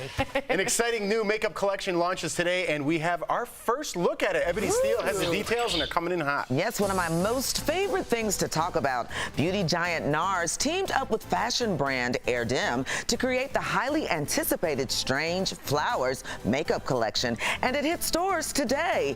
Erdem is known for their floral designs that enchant the packaging of the 13-piece line. The limited edition set includes shimmering eye and lip palettes, statement lipsticks, and blush. NARS first unveiled the collaboration at London Fashion Week during Erdem's Fall 2018 runway show, which inspired the collection. It's available today online at narscosmetics.com and at NARS boutiques and at Sephora starting April 30th. Prices range from $28 to $49. These are definitely my new must-haves. Taking them home. All right, and speaking of hot new makeup, check this out. Ooh, a spring garden on your face? Al Jackson sounds off on these brow blossoms. And a little later, Gwyneth Paltrow's pals are planning a blowout of a bachelorette party. But does a bachelorette party make any sense for the second walk down the aisle? DBL Nation, come on, give us your take when we come back. Hey everyone, it's Connor, Ashley. Hey. Hi! So we have some interesting TV news coming from Variety. Kevin Hart is set to host a new show produced by Mark Burnett, and it will be called TKO, standing for Total Knockout. It's sort of like American Ninja Warrior-esque, but a little more competition. So essentially there's going to be one person who has to do a test through obstacles, and the other 4 contestants are going to be manned at battle stations trying to knock them out so that they can't get to the finish line. Kind of like that Japanese game we've seen. Yeah. So it's an interesting sort of take on that competition sort of style. That's interesting. It's going to be 10 episodes, and it premieres this summer of 2018. That's exciting. And Kevin Hart's gotten really into fitness. I couldn't even think of the word because I do it so rarely. But he's been a runner, and I see how this can play into that. Mark Burnett, everything he touches is gold. So he's the guy who made Survivor, The Amazing Race, etc. So interesting to see that. Would you guys be watching it? Kelly, what's going on here? Yeah, Chris Pratt is in the news right now for a pretty heartwarming story that I wanted to bring to you guys. So Chris is a 16-year-old cancer patient who loves the Avengers, and all he wanted was to meet Chris Pratt. Well, Chris Pratt actually took the entire day off of going on the press tour to just hang out with Chris. Is there any Chris Pratt, man? Yeah. He is so freaking likable. And I know. And so they just hung out in the hospital room, and Chris actually wrote from Jake's Instagram just saying, like, really enjoy the day. Like, it was just really cute. If you want to see it, you can go to Chris Pratt's Instagram, where he just kind of dialogued and monologued the entire day that they had. Nice. Instead of a couple hours, he took the whole day. Yeah. John Cena is a WWE. He has given the most Make-A-Wish ever. So people that do that, take the time out of that busy schedule, something special about that. You know, this kid in the hospital has seen the same thing day after day. She's gotten poked day after day. My mom has been in the hospital almost all of her life, and I know what it feels like to have this kind of change to bring your mood up. Can literally make you better physically, psychosomatically. So Chris Pratt, you're killing it. You're killing it. I would have liked you together with Anna Faris, but I understand. Things happen.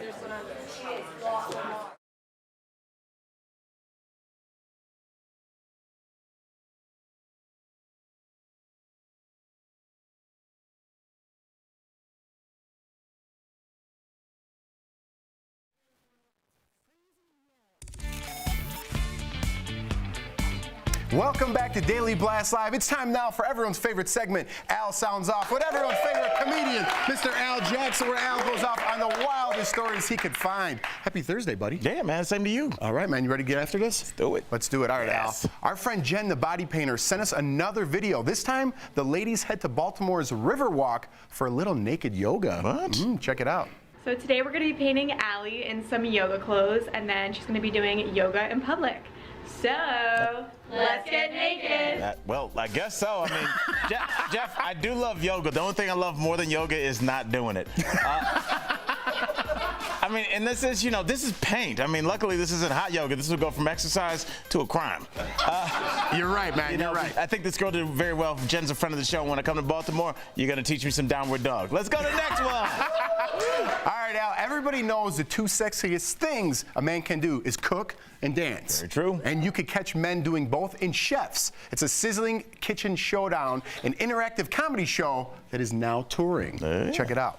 Good evening, ladies and gentlemen. Over 2,000 strippers applied, desperate to get off the pole and into the pantry, and our actions will change one young man's life forever. Not at all what I thought that was. It's very strange. Let's just, between me and you, let's just hope none of those dishes have to be stirred. I think the only thing worse than eating at the strip club is having a stripper cook for you. Absolutely. But they didn't invent a new business, tearaway aprons. So well done, chefs. Way to go, guys. All right. Spring is here, Al, and thanks to the Garden Brown Instagram trend, flowers are blooming in surprising places. What? Jeff, what will people learn when they say go for the organic look? This is not what they're talking about. I mean, I think it's time for somebody to cut the grass. And just to be honest, the only gardens I like in my life is Madison Square and Olive. That goes for both of us. All right, everybody, that's Al Sounds Off, and this is comedian Al Jackson. Good job, buddy. Love you, man. We are live. Digital producer Brett Forrest with news at the moment. Ride-sharing app Uber announced today a number of new safety features for passengers. Riders can now designate up to 5 friends and family as trusted contacts. Each time you ride, you'll be prompted to share your trip with them so they know if you made it home safely. Uber will also ramp up its background screening process for drivers. They'll now rerun criminal and motor vehicle checks each year instead of just once. And finally, there's a new 911 button that will automatically send your location and trip details to an emergency dispatcher. The 911 feature rolls out in Denver first before going nationwide. Thanks, Brett. I'm such a dad now. I'm like, this is going to be great for my wife. Like, if she ever needs to take an Uber, I could find out exactly where she is. Of course. And then after doing all the Kardashian stories, I'm like, wait a second. This is perfect for, like, people are like, hey, wait, where are you going? Oh, I want to see where that Uber's going. Yeah, I didn't even Tristan think about the other Thomas, where side. have you been? Yeah. All right, coming up on Daily Blast Live. Our favorite 2-meg crew is cooling things down, way down. Jeff and Al try cryotherapy chambers. Would you? And next in Heart Threads, how a school janitor is changing students' lives in ways no one would have ever imagined. Stay tuned. Promotional consideration is brought to you by Chi-Town just wrote in, hi, Ebony, Jeff, Erica, Tracy, Tori, you're just so cool. You actually respond to people watching your show. You read the tweets. It's only all shows would be like that. I still seriously think my mother wrote that, but it's amazing. I know, I always check to see if it's somebody I know. Right? Or it's like a fake alias. We have to say hi to my son Dylan, because I said hi to Dylan! Aiden yesterday, and he was very upset with me. Oh my God, Aiden and Dylan, you are getting a good thing. Hold on. Bethany Webb-Burrett. Bethany Webb-Burrett says, I love when Tracy's there. She also says, my family's Jewish, and I can't imagine going to the concentration camps. Today is Yom HaShoah. It is Holocaust. Sorry about this. I'm sorry. No, we had to do it because you're on TV. But it is Holocaust Remembrance Day, so we are remembering those that were lost in the Holocaust, and it's important to do so.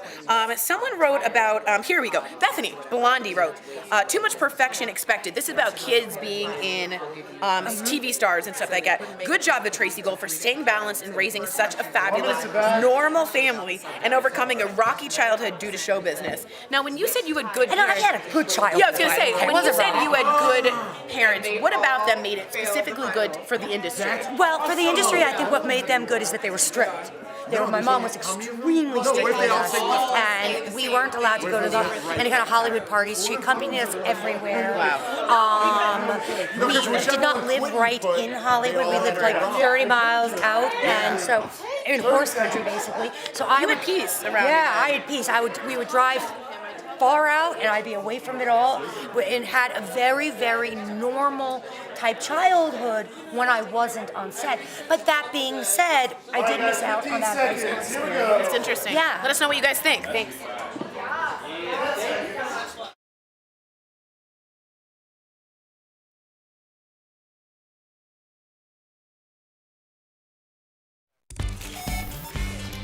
Today's Heartthreads is about giving what you can. A school custodian who makes $12 an hour isn't letting his salary get in the way of getting students life-changing scholarships.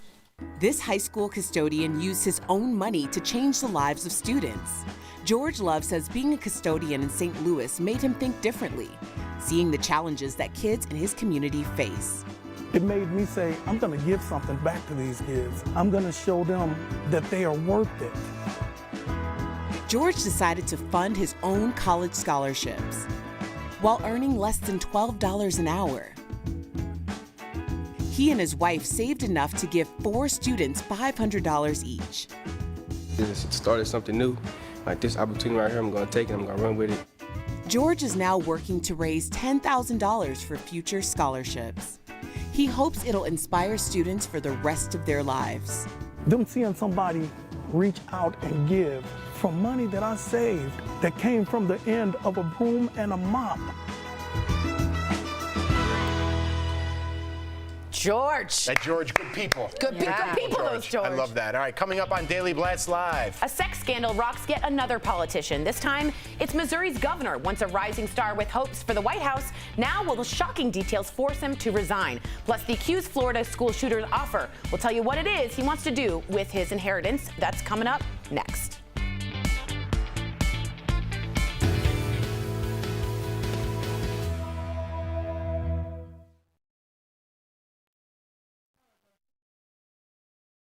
Charity she wants to explain. Take it Generous away, look. Cops. I wanted to talk about George, Whoa. the custodian who makes $12 an hour, because I know a lot of people will say that once they become successful or once they have a lot of money, then they'll start to like give back and donate.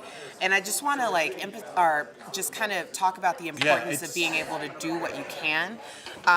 Like years ago when I was like really struggling, not really that long ago, but like I was really struggling financially and like with a lot of different things. I was unemployed and I had $51 in my bank account and I was feeling really, really bad for myself. So I ended up going to this charity event for CASA, which is Court-Appointed Special Advocates for Children, and I heard all these stories of kids who have been put in the system and they had no advocacy and they were trying to raise money for CASA. And so I donated $50 out of my $51 because I felt like that charity could benefit more from my money than me, because I was so depressed at that point I probably would have bought like a bottle of wine or something. So I gave that $50, and when I tell you that was on a Wednesday, on a Friday I got a job offer for like more money than I had been making even before I fell on really hard times. And I have gone back and I've worked for that charity ever since then. That was 5 years ago. And even last year I was able to donate the biggest sum that I've ever been able to donate. And it meant a lot to me, but it didn't mean as much to me as that $50 that I knew that I probably should have or could have kept for myself, but I donated it. So just think about that anytime you feel like you don't have enough to give, because you can always give of something of yourself and it'll always come back to you. And just let you know, I'm not as good as a person as Erica Cobb will ever be. Stop. 5 seconds. 3, 2.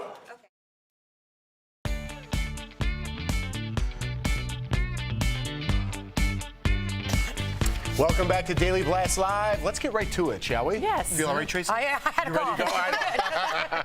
Have a drink of water. I know. I'll set up this next story. Another politician is facing accusations of extramarital affair. Missouri Governor Eric Greitens is under fire right now and could face impeachment after a bombshell report dropped allegations that the governor sexually and physically abused a woman and also blackmailed her with pictures. Watch what he had to say about all the claims. I made a personal mistake. I engaged in a consensual relationship with a woman who is not my wife. It was a private mistake that I regret every day, that has nothing to do with governing and shouldn't be about politics. But people are turning that personal mistake into a political spectacle and telling new lies about it. The people of Missouri see through this, and they know far better than to trust one-sided tabloid trash gossip that was produced in a secret report. All right, before we get started, I do want to give a little background on him because he's 44 years old. He's the second youngest governor in the country. He's a former Navy SEAL and was seen by many as a rising star in the Republican Party who could have a future in the White House. He has a wife and 2 kids. And now, Tori, I'm going to go right to you because you're biting over there. No, I just want to give context to people because he can say tabloid trash and the people of Missouri see through this. I just want to give you what the woman who's not being named has testified. He said that during their first time, she was uncontrollably crying. Greitens held his penis near her face. She said she felt coerced into then having oral sex. She agreed with the statement that she, quote, didn't feel necessarily able to leave without performing oral sex and feared for her physical self. He then slapped her across the face when she found out that she was having intimate relations still with her husband. So tabloid trash is it rubs me the wrong way because this woman was really abused. Now, he's also been charged for a felony for taking a picture of her, an invasion of privacy that's already been charged. And the House of Republicans, remember, Republicans, this is a bipartisan impeachment process. They are interested in impeaching him, calling his allegations shocking. So I think Missourians see through him, is what I think. Is there proof that he did any of these things, any of the allegations? Is there hard evidence? There's a picture. There's 2 witnesses. But I mean, his story is they were doing bondage or whatever, sure. Right? There was 2 witnesses that she said she spoke to that corroborate that and a recording. So you couldn't have had more evidence for this. Okay. So I see this. He was a rising star, a Navy SEAL. That's very intimidating, too, as a woman. I mean, the physical strength, Eric and I were talking about that. But he should have been held to a higher standard, and he let him and his state down. He should be impeached. Right. If these allegations are true, I mean, he should be arrested. His political career is done. I always get a little weary when they start out about the privacy and the fact that it was really it's about the wife and the marriage. Yeah. Because I think that people are better. They feel like they're better off saying, "Well, I was a cheater, but that's between myself and my wife," when really it's something that they want to cover up more. But I mean, at the end of the day, these are allegations. But I am a little. I mean, are you worried that it's not true? What do you mean by that? I find the whole thing, because if you remember in the beginning, it was the victim's ex-husband who came forward. And that's how the story started. So it just seems like it's very convoluted and there's more to hide than just cheating on your wife. Because I agree, if you cheated on your wife, that's between you and your wife. And it talks more about, the state of your marriage than it does you as a politician necessarily. But if you're abusive, that's a different story. That's 2 totally different things. And the conversation continues on Twitter Live. Let us know what you think, guys, please. And we'll just move right along here because the alleged gunman from February's Parkland, Florida school shooting now wants to donate his sizable inheritance to the victims of the massacre or to a charity of their choosing. 19-year-old Nicholas Cruz could collect nearly $800,000 from his late mother, but a judge is trying to decide if that means he can afford his own attorney instead of a public defender paid for by our tax dollars or Florida's tax dollars. I'll kick it off. I mean, I don't know how you guys feel about this. I heard groaning about this, so I'm assuming you're going to agree with me here, but maybe not. If someone assassinated my child, I'd rather drink puddle water and eat grass for the rest of my life before I took 1 cent from that person. I would never take 1 dime from him. And why are we, if it's $800,000 that he's getting, why does he have a public defender? I completely agree. I completely agree with that. I think this is terrible. I don't even think it's his choice. I'm just speculating now that his lawyer's like, if you want to stay alive, give this money away because it's our only hope. And I'm just guessing now. And you and I don't agree with a lot of things. I 100% agree with you. It would be re-traumatizing to get any of that blood money, and I see it as blood money, to give to anything. And maybe I'm being stubborn, but that's how I feel. I also think he wants to give this money away. Why should he have a choice of what he does with his money? Give it to the lawyers. I don't want taxpayers having to do that. I also think it's super weird. It's like he's giving this money to the survivors, and it's like, is it to ease your conscience? Is it to make you look like a better guy? It's so gross. I think it's a legal move. I think that it makes it seem like there really was a psychological issue, that he's showing some type of remorse. I think that it's probably all a ploy in order to get whatever it is that he wants at the end of the game through the legal system. And I do want to share what Ryan said earlier. Yeah, yeah. No, you please share it, because I don't want to think like if one family did take the money or needed the money that I hate them in any way. It's just my personal opinion. True, we're all being personal here, but we did reach out to Ryan Deitch, who is a Parkland shooting survivor that I've interviewed twice. He said, in the end, he's still a murderer. He would not take money, but he leaves it up to the families to make that decision, which of course we respect as well. Absolutely. I mean, until you're in that situation, you just... An 18-year-old thinks clearer than me without me losing my temper. There you go. All right, we are live. Did your producer Raquel Villanueva with news at the moment? Well, the Holocaust is slipping from memory. This, according to a New York Times survey just released today. And the lack of awareness is especially problematic among millennials. 66% of this younger generation cannot identify Auschwitz, one of the largest concentration camps. 41% of millennials thought that 2 million Jews were killed in the Holocaust. The real number is around 6 million. Now, today is Holocaust Remembrance Day, and this survey is a dire reminder of why this day is needed. Yeah, today is Yom HaShoah. My parents are here. I was raised Jewish with the Jewish faith. We've been to the Holocaust Memorial, and the theme is never forget, because it's happening in Syria, and it's happening now. And if we forget, it's going to happen all over again without anyone doing that. So we want to say a prayer, and we will say we will not forget. We will remember these people because they deserve that.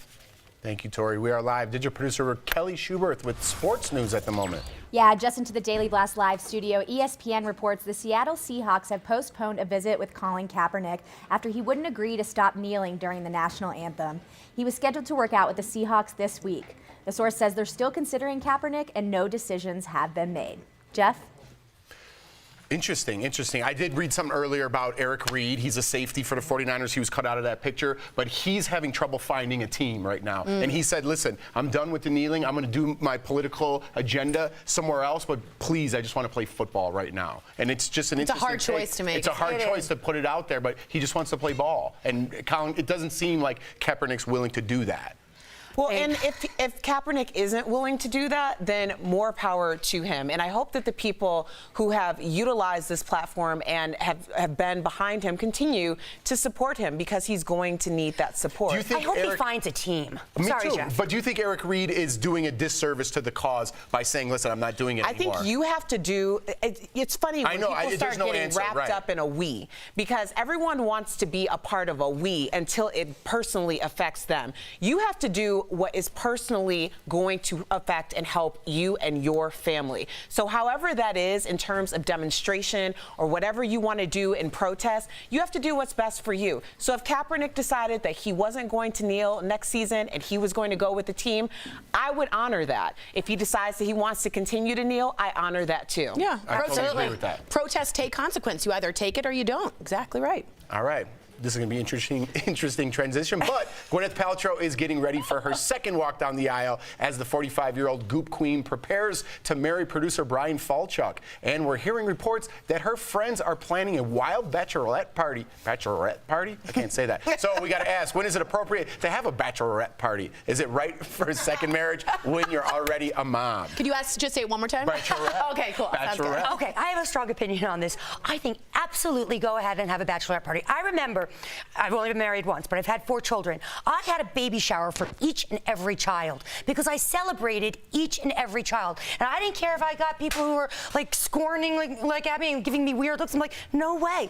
Each baby was special, and I had a baby shower. I'm down. I'll go to any party you want, just as long as it's in my city. I'm not flying anywhere for a second party. What do you think, Erica? I had 2 bachelorette parties. The main reason why I did all of the celebrations for the second wedding was because it was important to my husband. Sure. And he had never been married before, and he wanted a bachelor party, and he wanted to feel like we were doing the same things. So that's also the reason why I had a traditional gown, because I didn't want to do those things, but it was important to him. So you have to do what makes sense for you. Yeah. I mean, do I think this is great? Yes. Do I like Gwyneth Paltrow? Everyone? No! Okay, here we go. All right, let's see what the viewers think.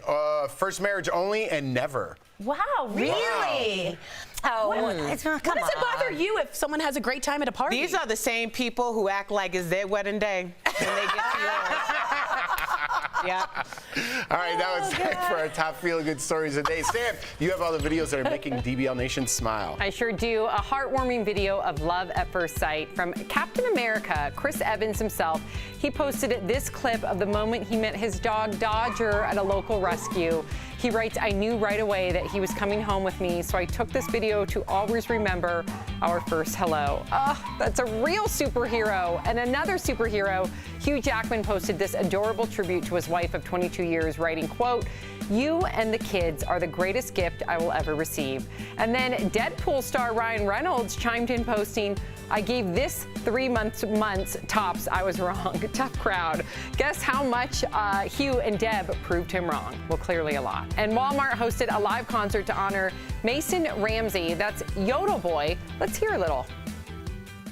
I've grown so used to you somehow, but I'm nobody's sugar daddy now, and I'm lonesome. I got lovesick blues.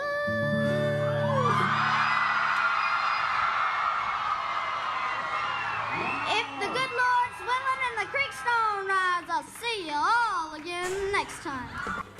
He's a little star. Who knows? Maybe he'll go on tour. So cute. And coming up on Daily Blast Live, a groundbreaking device that locks doors and alerts police the moment a gun is fired. We talked to one woman who's trying to get the technology in schools everywhere. Plus, Jeff and Al strip down and get cold, very cold. The two-man crew's latest adventure takes them to a cryotherapy chamber.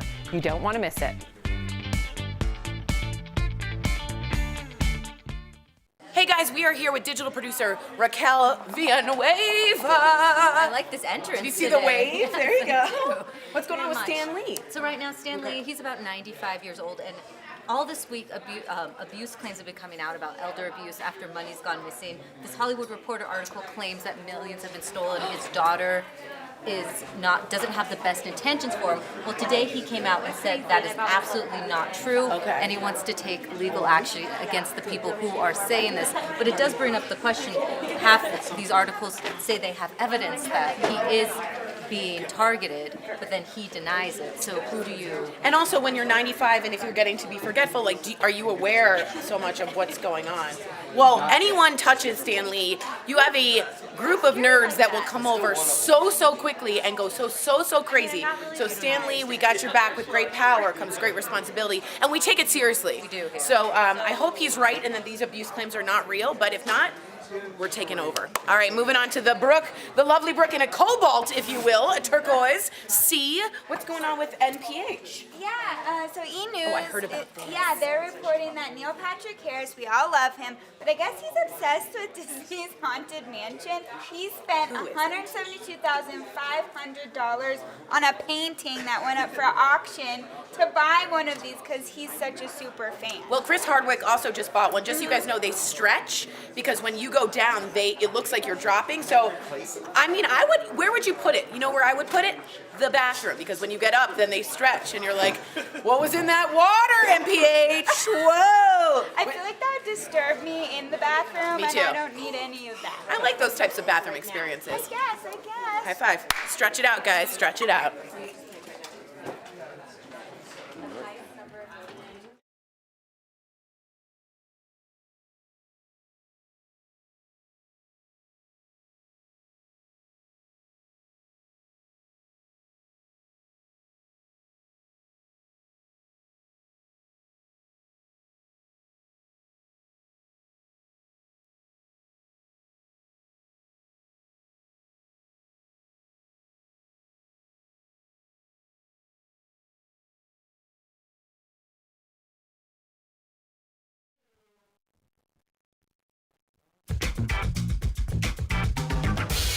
What's up, guys? Jeff and Al here, two-man crew. Today, we're at the Denver Sports Recovery Center. Al, we're gonna do a little cryotherapy. Yeah, because we're fathers, we stress our bodies out, and we got to take care of them. I agree, man. Let's go freeze our bodies. Let's go.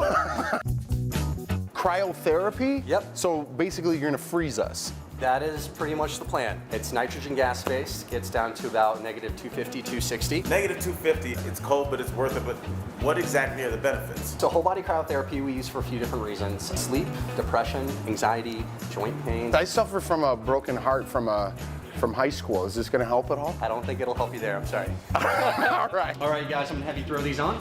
Yeah. All right, we gotta make sure little Jeff and Al stay warm. All right, Al, it's time to chill out. Let's do it. Step on in there. Get in there, buddy. Oh my God, I don't like it already. Our bodies are very smart, but danger is danger, whether it is sub-zero external temperatures or a mountain lion trying to eat you. We're gonna have a similar response. It's a lot of hormones, a lot of chemicals to combat that threat. All right, go ahead and step on in. Yes. I feel like I came from the future. Are you cold? Does it feel better? Yeah, it feels good.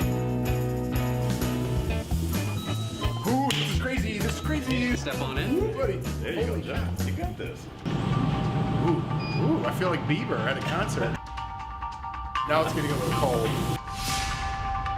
30 seconds, Jeff. You got this. 2 times 2 is 4. 4 times 4 is 16. Ooh. Yeah, that's how we do it. This is how we do it. Ooh, I'm a little cold. I feel good. How do you feel? Feel great. 2-man crew. That's how we do it. Cryotherapy style. That was actually, it felt really good. We were just talking about it at the break. You do it a lot, or you used to do it a lot. Yeah, I actually go to this place and I rap Tupac when I'm in there. Because I get around actually is the same amount of time that it takes to go through the cryotherapy. Oh my God. It's like the opening to a music video with steam coming out. Yeah. Boom, boom, boom, boom, boom. So what if we just did the first 10 seconds? What would it sound like you in the cryotherapy? Oh, you can tell from my everyday fits I ain't rich. I'm just another black woman caught up in the mix, trying to make $1 out of 15 cents. All right, Rory wanted that, so there you go. There you go, Rory. All right, guys, we out of here? We're out of here. We're live. Did your producer Brett Forrest with news at the moment. Country star Dierks Bentley just announced the release date for his new album will be June 8th. It's called The Mountain, and if you haven't heard the title song, check it out. Even though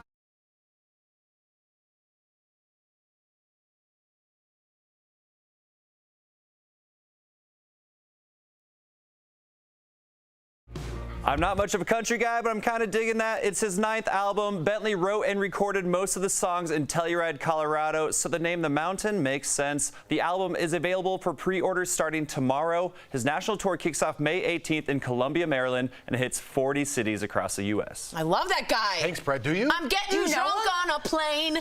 Do you like him better? Do you like him better than Luke Bryan? Oh, much better. What? Oh my God, so much more interesting. Really? What about Blake Shelton? I do know Luke Bryan's a good person, though. He's a great person. Yeah, but singing-wise, I like Dirk's voice better, is what I'll say. I meant to be best friends. Never would have okay, you for a country girl. All right, coming up on Daily Blast Live. We're talking to one woman who's stepping up for student safety. The new device she wants installed in schools everywhere. That's coming up next. Start your day the DBL way. Go to our website or Facebook page and subscribe to our free morning newsletter, The Breakfast Blast. It's delivered right to your inbox and it gives you the latest headlines. Subscribe now and be in the know before your first cup of joe.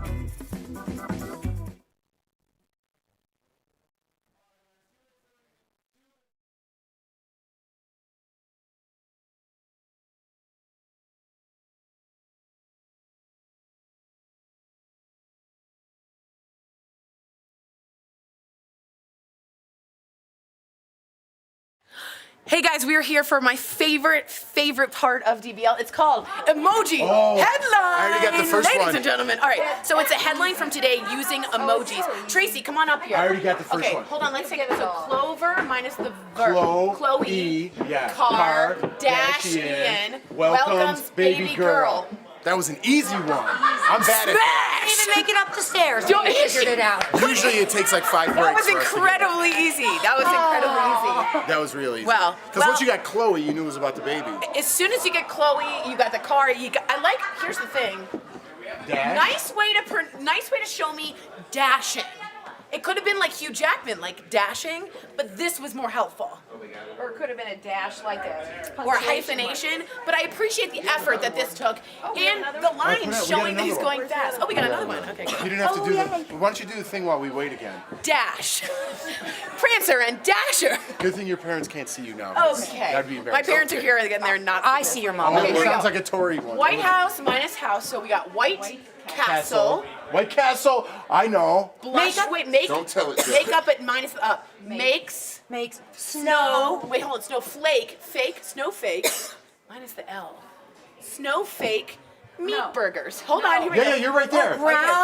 Ground. Fake.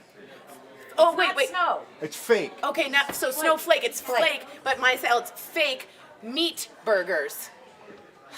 I just did that story, that's why. You guys, plus a dasher. Wait, White Castle makes fake meat. Snowflake. No. It's a flake. Flake minus the L. Fake meat burgers. So they they're have like a new veggie. burger that's not, it's meatless, but they said it still bleeds, Oh. kind of. It bleeds? Yeah, like it looks like the juices, you Okay. know? I didn't like that meat part. burger. Gotcha. So is it like a veggie burger? Yeah, but then it bleeds Ding, a little. ding. Guys, can we all just end with the dasher? Okay, just me. Good talk. Good talk. Watch their...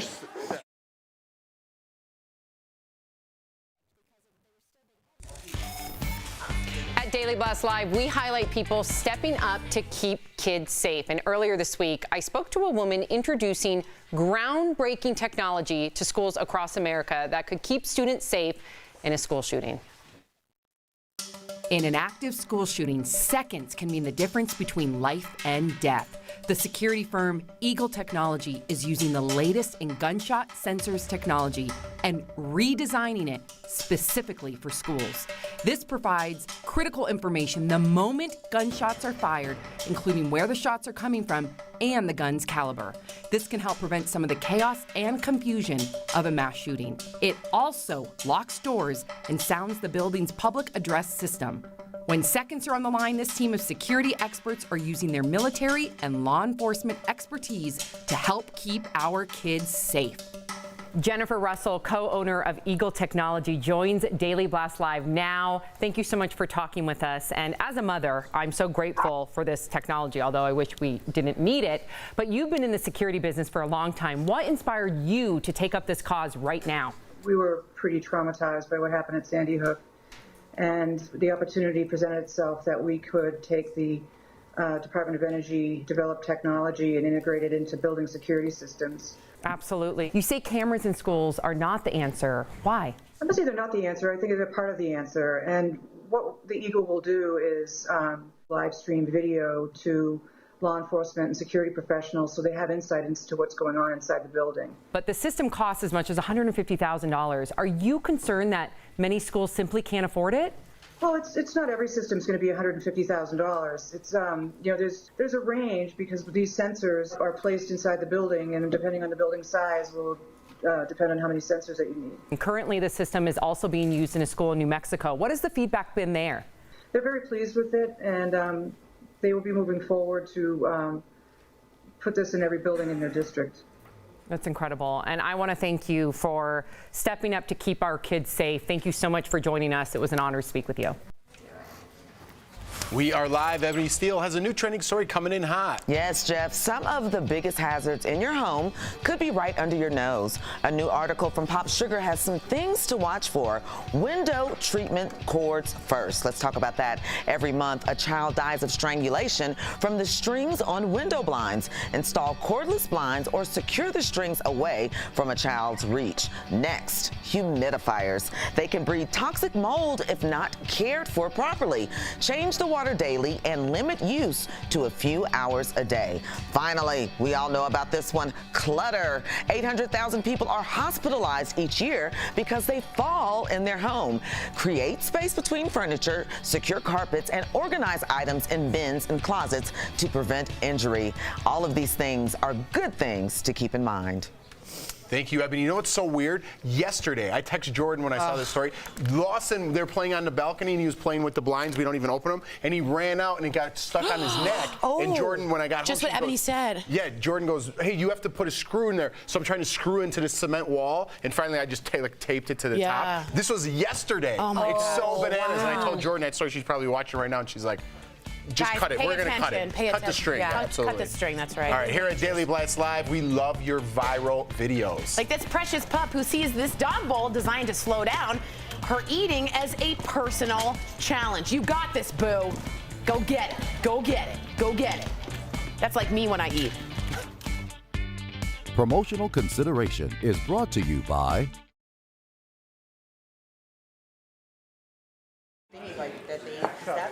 You have comments. I have comments right here. Thank you. And we'll have 40 seconds. Perfect. Really quick, guys, someone asked, favorite restaurant in D.C.? We're just gonna run over. This is my parents, Jerry and Judy. Aren't they cute? Judy, your favorite restaurant in D.C.? I love Tosca. So Tosca is an Italian restaurant, kind of old school. The waiters wear these like gold jackets. No. Am I thinking of McDonald's? No. Yeah. They do wear weird No. I'll bet you a cup of coffee. Now you guys are all witness. I just bet my mother a cup of coffee. It looks like our inside of it are not suit. Yeah, the inside of it is the whole Tosca is sexy and like subtle, but they do wear weird suits. No. You guys just saw that. We'll take you there sometime. It's on your expense. Okay, that's not ever gonna happen. What's your favorite restaurant in DC? I think Tosca as well. Tosca, yeah. It's just consistently really good. If there's a big event in the family, we generally go there. And it's sad that they don't remember the waiters, but I'm gonna enjoy my cup of coffee. Bye.